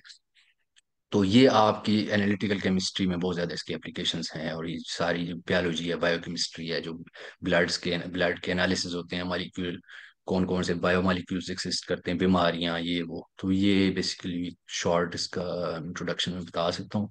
जिस तरह मैंने कहा कि तो इन ये जो स्पेक्ट्रोस्कोपीज हैं, आप बिलीव नहीं करेंगे कि हम इनको एक स्पेक्ट्रोस्कोपी को 3 कोर्सेज में 3 डिफरेंट फील्ड्स में पढ़ते हैं। इनऑर्गेनिक केमिस्ट्री में हम बिल्कुल डिफरेंटली इनको पढ़ते हैं, कि इंटरप्रिटेशन कैसे होगी ग्राफ्स की, और क्या उसका मतलब क्या है उसका, और जो मुख्तलिफ स्ट्रक्चर्स हैं उनके क्या ग्राफ्स आते हैं, उन ग्राफ से हम स्ट्रक्चर कैसे निकाल सकते हैं, सारा कुछ। फिजिकल केमिस्ट्री में हम इनकी क्वांटम मैकेनिक्स पढ़ रहे होते हैं, फॉरबिडन रूल्स क्या होते हैं, कौन कौन सी ट्रांजिशंस अलाउड हैं, कौन कौन सी ट्रांजिशंस अलाउड नहीं है, और उसके पीछे मैथमेटिक्स क्या है, सारी फिजिक्स क्या है। और फिर एनालिटिकल केमिस्ट्री में हम उसी स्पेक्ट्रोस्कोपी को उठा के उसकी हम टेक्निक पढ़ रहे होते हैं, कि वो जो इक्विपमेंट है उसमें सोर्स क्या होती है, लाइट सोर्स क्या होती है, उसमें आगे सैंपल जो है वो सेल कैसे, सैंपल कैसे बनाते हैं, और होल्डर कैसे होता है, और फिर डिटेक्टर्स कौन सी टाइप के होते हैं, फोटो मल्टीप्लायर ट्यूब्स हैं, या और जो डिजिटल डिटेक्टर्स हैं, या फिर आपके केमिकल डिटेक्टर्स हैं, उसकी पूरी जो इंस्ट्रूमेंटेशन है वो क्या है, प्रिंसिपल क्या है। तो ये बहुत और ओवर द ईयर्स आप इसके मुख्तलिफ लेवल्स में, एमएससी में और बीएससी में और एमफिल और पीएचडीज में आप इनको एक एक फील्ड को, एक एक स्पेक्ट्रोस्कोपी को अपनी एप्लीकेशन के हिसाब से पढ़ते हैं। तो ये बहुत वास्ट फील्ड है, लेकिन ये बेसिक इंट्रोडक्शन है इसका। सना कुरैशी कमेंट भी है और क्वेश्चन भी। Thank you so much doctor Aqib for this fruitful talk. I have one question. How do we model system where Horn approximation fails? वो मेरे ख्याल आपकी स्लाइड सॉरी, में था। Model systems. कि आप सिस्टम को मॉडल कैसे करते हैं जब बॉर्न अप्रोक्सीमेशन फेल होती है। मॉडल कैसे करते हैं, वहीं पे तो सारी मॉडलिंग हो रही होती है। जितनी आपकी जो जो जो भी फोटो केमिस्ट्री है या स्पेक्ट्रोस्कोपी है, जिस तरह मैंने वहां पर बताया कि जो बेस जो हमारी जो एप्लीकेशन जो इनऑर्गेनिक केमिस्ट्री में या फिजिकल केमिस्ट्री में, कैटालिसिस कैटालिसिस हो गया, या स्पेक्ट्रो फोटोमेट्री हो गई, या फोटोकेमिस्ट्री हो गई, स्पेक्ट्रोस्कोपी हो गई, वहां पे सारे का सारा जो उसकी बेस है वो जो बॉर्न ओपेनहाइमर अप्रोक्सीमेशन का फेल होना है। यानी कि अगर वो फेल नहीं होगी तो इसका ये मतलब है कि न्यूक्लियस उधर ही है अपनी जगह पे, और सारे इलेक्ट्रॉन्स अपनी अपनी स्टेट्स में, ग्राउंड स्टेट्स में आराम से टिक करके बैठे होंगे, कुछ भी नहीं हो रहा। फिर आप कैसे स्टडी करेंगे? फिर आप कुछ भी नहीं कर सकते। जो ही वो फेलियर होता है उसका, जो जो उसकी एक्सेप्शन आती है, आपकी नॉन एडियाबैटिक जो कपलिंग होती है, जब वो आपकी जो पीएस होती हैं, पोटेंशियल एनर्जी सर्फेसिस, उनका आपस में टकराव होता है, फिर वो डिफरेंट इलेक्ट्रॉनिक ट्रांजिशंस बनती हैं, और फिर उसके बाद आपके पास इतनी ज़्यादा एक ओपन अप होती है, एक यूनिवर्स ओपन होती है, जहाँ पे आप स्टडी कर सकते हैं इलेक्ट्रॉनिक ट्रांजिशंस को, और जो आपकी मॉलिक्यूलर स्ट्रक्चर है या डायनामिक्स हैं जितनी भी। अगर आपके पास ये नहीं होगी नॉन एडियाबैटिक कपलिंग, तो आप ये वाली फील्ड नहीं कर सकते। उसकी अपनी एप्लीकेशंस हैं, बोर्न जाहिर है वो एक बेस है ना, जो केमिस्ट्री है पूरी, उसकी जो बेस है वो बॉर्न ओपेनहाइमर अप्रोक्सीमेशन है। क्योंकि अगर आप ये अप्रोक्सीमेशन नहीं करेंगे तो फिर क्या होगा, आप इस तरह से इसको समझिए। अगर आप ये सपोज नहीं करते कि आपका न्यूक्लियस जो है वो फिक्स्ड पोजीशन पर है, और बाकी सारा काम इलेक्ट्रॉन्स कर रहे हैं, और इलेक्ट्रॉनिक ट्रांजिशंस बहुत फास्टर हैं, और न्यूक्लियस से जो फ्रैंक कोडॉन जो प्रिंसिपल है, कॉन्डॉन प्रिंसिपल है, अगर ये आप सपोज नहीं करेंगे तो फिर तो आप बहुत ज्यादा मैस में चले जाएंगे। फिर आपको न्यूक्लियस की भी हर चीज को कंसिडर करना पड़ेगा, उधर क्या हो रहा है, उधर कौन कौन सी ट्रांजिशंस हो रही हैं, और वहां पे कौन कौन सी एनर्जीज एग्जिस्ट कर रही हैं। तो फिर एक मलगूबा बन जाएगा, फिर आप अंडरस्टैंड नहीं कर सकेंगे। फिजिक्स वाले न्यूक्लियस को स्टडी कर रहे हैं, उनको करने दें। हम ये अप्रोक्सीमेशन करते हैं, और जो कि एक फैक्ट भी है कि जो न्यूक्लियर ट्रांजिशंस हैं उनसे इलेक्ट्रॉनिक ट्रांजिशंस फास्टर होती हैं, और जो वहां पर जो न्यूक्लियस के बाहर बाहर जो जितना भी काम हो रहा है, वो हमने पॉली एक्सक्लूजन प्रिंसिपल या बाकी क्वांटम केमिस्ट्री जो श्रोडिंगर इक्वेशन है उसको हम उधर अप्लाई करते हैं। वहां पर उस डोमेन में हम रहकर काम करते हैं, तो फिर हम केमिस्ट्री में आ जाते हैं। फिर हम उसकी बेसिस पे सारा कुछ कर देते हैं। तो अगर वो बीओ जो आपकी बीओ अप्रोक्सीमेशन है वो फेल होती है, तो तब ही आपके पास वो ट्रांजिशंस आएंगी, और सारी जो केमिस्ट्री के आगे जो आप कह सकते हैं कि वैरायटी क्रिएट होगी जिसको आप स्टडी कर सकते हैं। अदरवाइज वो फिर एक स्टेबल फॉर्म में रहेगा, वो इन फील्ड्स में आप उसको अप्लाई नहीं कर सकते। कि कदीर कुरैशी साहब का क्वेश्चन है, is the MRI technology used in medical field based on NMR behaviour?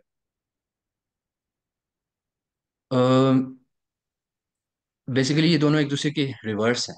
NMR में आपके पास एक फिक्स्ड मैग्नेटिक फील्ड होती है, और जो आपका सैंपल होता है जब उसको आप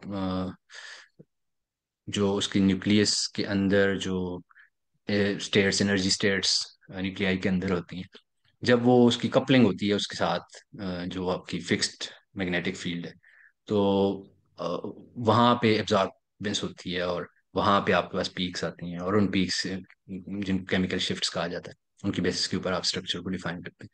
जबकि एमआरआई में रिवर्स होता है कि आपकी जो मैग्नेटिक फील्ड होती है वो चेंज हो रही होती है। हमारे पास एक और स्पेक्ट्रोस्कोपी भी है, जिसको हम इलेक्ट्रॉन स्पिन रेजोनेंस स्पेक्ट्रोस्कोपी कहते हैं, वो भी इसकी उलट है एनएमआर के।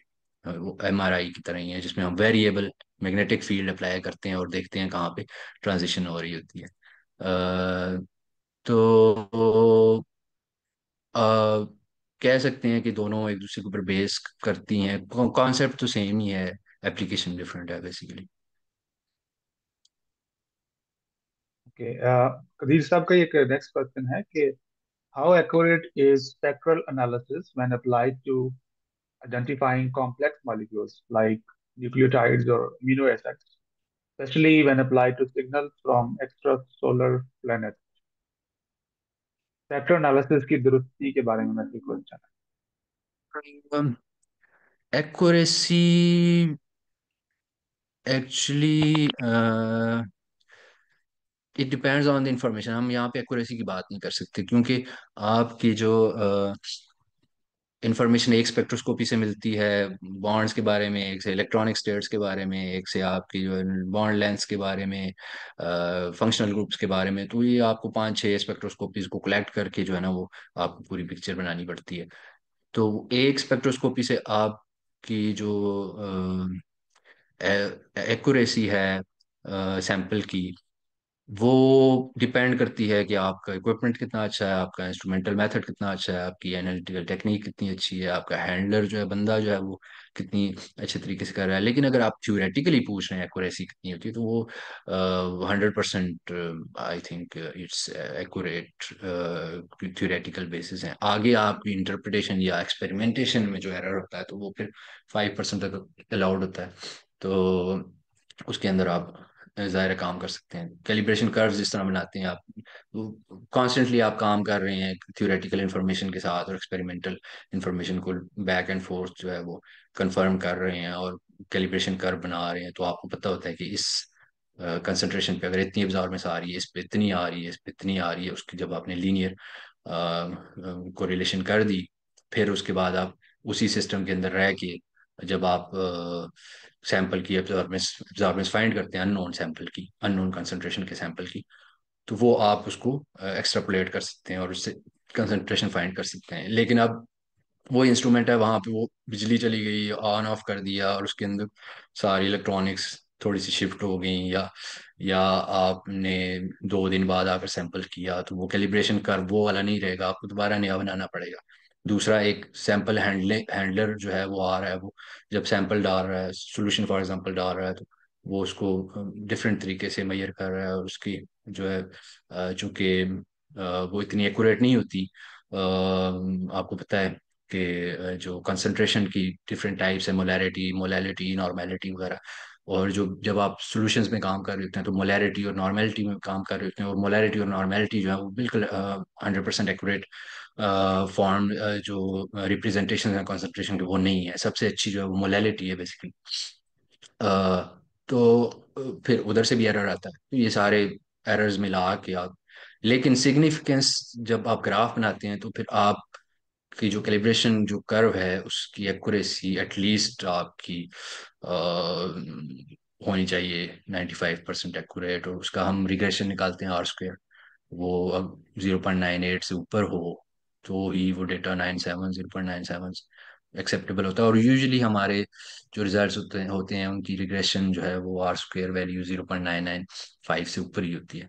तो आप कह सकते हैं प्रिटी एक्यूरेट, जितनी इंफॉर्मेशन जितनी हमें चाहिए होती है उतनी और उससे अच्छी मिल जाती है।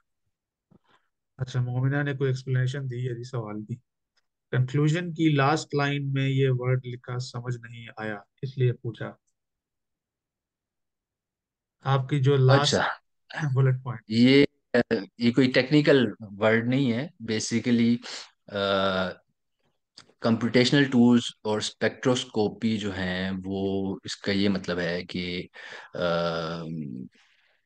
एक क्वांटम मेथड्स हैं, क्वांटम मैकेनिकल मेथड्स हैं, क्वांटम फिजिक्स की बेस के ऊपर बनाए गए आप कह सकते हैं स्पेस क्राफ्ट्स हैं, जो कि प्रोब के तौर पे जो केमिस्ट्री एटम की यूनिवर्स है उसके अंदर चले गए हैं और वहां पे डिस्कवरीज कर रहे हैं। तो प्रोब्स का मतलब यहाँ पे फाइंड करने वाली चीजें जो प्रोबिंग करते हैं वो है। तो वो ये बेसिकली इस सेंटेंस का ये मतलब है कि कंप्यूटेशनल टूल्स और स्पेक्ट्रोस्कोपी और कैटालिसिस और ये जो चीजें हमने अभी सारी डिस्कस की हैं, इनकी बेस जो है वो इनकी जो जिस चीज के ऊपर जिन कॉन्सेप्ट्स के ऊपर ये खड़ी हैं, वो क्वांटम मैकेनिक्स के या क्वांटम फिजिक्स के कॉन्सेप्ट्स हैं। तो आप इनको कह सकते हैं कि एक तरह से कि ये क्वांटम स्पेस क्राफ्ट्स हैं या क्वांटम प्रोब्स हैं। जिस तरह अभी वो सन में नहीं आपकी प्रोब भेजी है जो सन की सरफेस वगैरह की स्टडी करती है, तो इस तरह से क्वांटम फिजिक्स वालों ने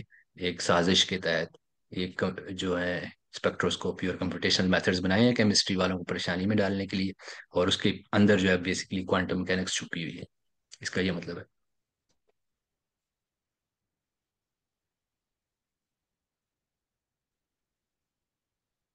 अच्छा, एक कमेंट मैं करना चाहता हूँ। आपने जो standard model of particle physics वाली स्लाइड दिखाई थी, तो उसमें आपने ग्रेविटॉन को भी इंक्लूड किया हुआ था। मैं सिर्फ ये मेंशन करना चाहता हूँ कि वो हम जब भी स्टैंडर्ड मॉडल की पिक्चर दिखाते हैं तो उसमें ग्रेविटॉन नहीं दिखाते, क्योंकि ग्रेविटॉन अभी जी। तक हाइपोथेटिकल है। तो I was just wanted to mention. ऐसे असल में मैंने तो आपकी फिजिक्स की वेबसाइट से ही उठाई है पिक्चर, खुद तो नहीं बनाई। जी जी, वो तो तो एक ये इंटरप्रिटेशन का भी होता है, लेकिन आमतौर पे क्योंकि बाकी तमाम पार्टिकल्स जो हैं वो ऑलमोस्ट, यानी वो डिस्कवर हो चुके हैं। डिस्कवर्ड हैं। आखिरी हिग्स था। अब हिग्स से आगे दाएं तरफ चलते चलते हम ग्रेविटॉन पे जाएंगे, लेकिन अभी पहुंचे नहीं। हाँ, और ये एक जस्ट। बहुत बहुत इंटरेस्टिंग डिबेट है कि ग्रेविटॉन की डिस्कवरी पॉसिबल भी है या नहीं है, और जी जी, उसके पीछे बिल्कुल। क्या इसके साथ ये लिखा हुआ है हिपोथेटिकल टेंसर बोसान।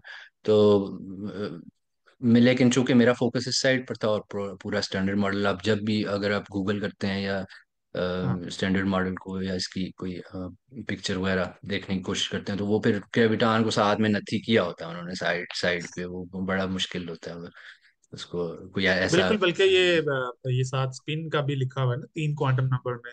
वो हिग्स के साथ जीरो स्पिन है तो वो स्केलर बोसॉन है। इसी तरह जो फोटॉन हमारा होता है वो स्पिन वन पार्टिकल है, वेक्टर बोसॉन है। तो स्पिन वन से ज्यादा वाले जितने भी पार्टिकल हैं होंगे थियोरेटिकली पॉसिबल, वो उनको हम हिपोथेटिकल। टेंसर्स, हाँ उनको हम टेंसर्स कह देते हैं। तो इसलिए वो ग्रेविटॉन के साथ, क्योंकि स्पिन टू है तो ग्रेविटॉन टेंसर लिखा हुआ है, स्केलर या वेक्टर नहीं लिखा हुआ। ओके। और फिर ये भी डिबेट है कि आप gravity whether it's a force और नॉट। तो वो तो पुरानी फिर आप क्लासिकल फिजिक्स की डिबेट है। ये फिर आप लोगों की अपनी इंटरनल लड़ाई है फ्रंटियर है जिसमें ना, मैं देखो नहीं जा। फ्रंटियर के ऊपर तो हमेशा कुछ ना कुछ कॉन्फ्लिक्ट चल रहे होते हैं, लेकिन जो एस्टैब्लिश्ड है हम्म, दैट इज एस्टैब्लिश्ड, मतलब उसको हम्म, क्वेश्चन करना काफी मुश्किल होता है। अच्छा, एक और चीज मैं यहाँ मेंशन करना चाहता था for your slides, just like a comment students के लिए, कि आपने हर स्लाइड के अंदर मैंने देखा कि आपने साथ रेफरेंस दिया होता था, नीचे लिंक दिया होता था। आमतौर पे हम वेबसाइट से ही चीजें लेते हैं, तस्वीरें गूगल से उठाते हैं, लेकिन रेफरेंस नहीं देते ना। तो वो मुझे बहुत पसंद आया। I just wanted to make this compliment. और ये स्टूडेंट्स के लिए भी इंपॉर्टेंट है कि जब भी आप कहीं से भी कोई डेटा लेते हैं, तो ये एकेडमिक ऑनेस्टी होती है कि आप साथ उसका रेफरेंस जो है वो लाजमी प्रोवाइड करें। ओके, आई थिंक इसके अलावा किसी और का कोई कमेंट नहीं है, so we will stop here. Again thank you so much doctor साहब, आपने एक तो हमारी रिक्वेस्ट कबूल की, और उर्दू के अंदर बोलने वाले हमें कम मिलते हैं। अ, तो उस हवाले से भी आपकी इम्पोर्टेंस हमारे लिए बहुत है।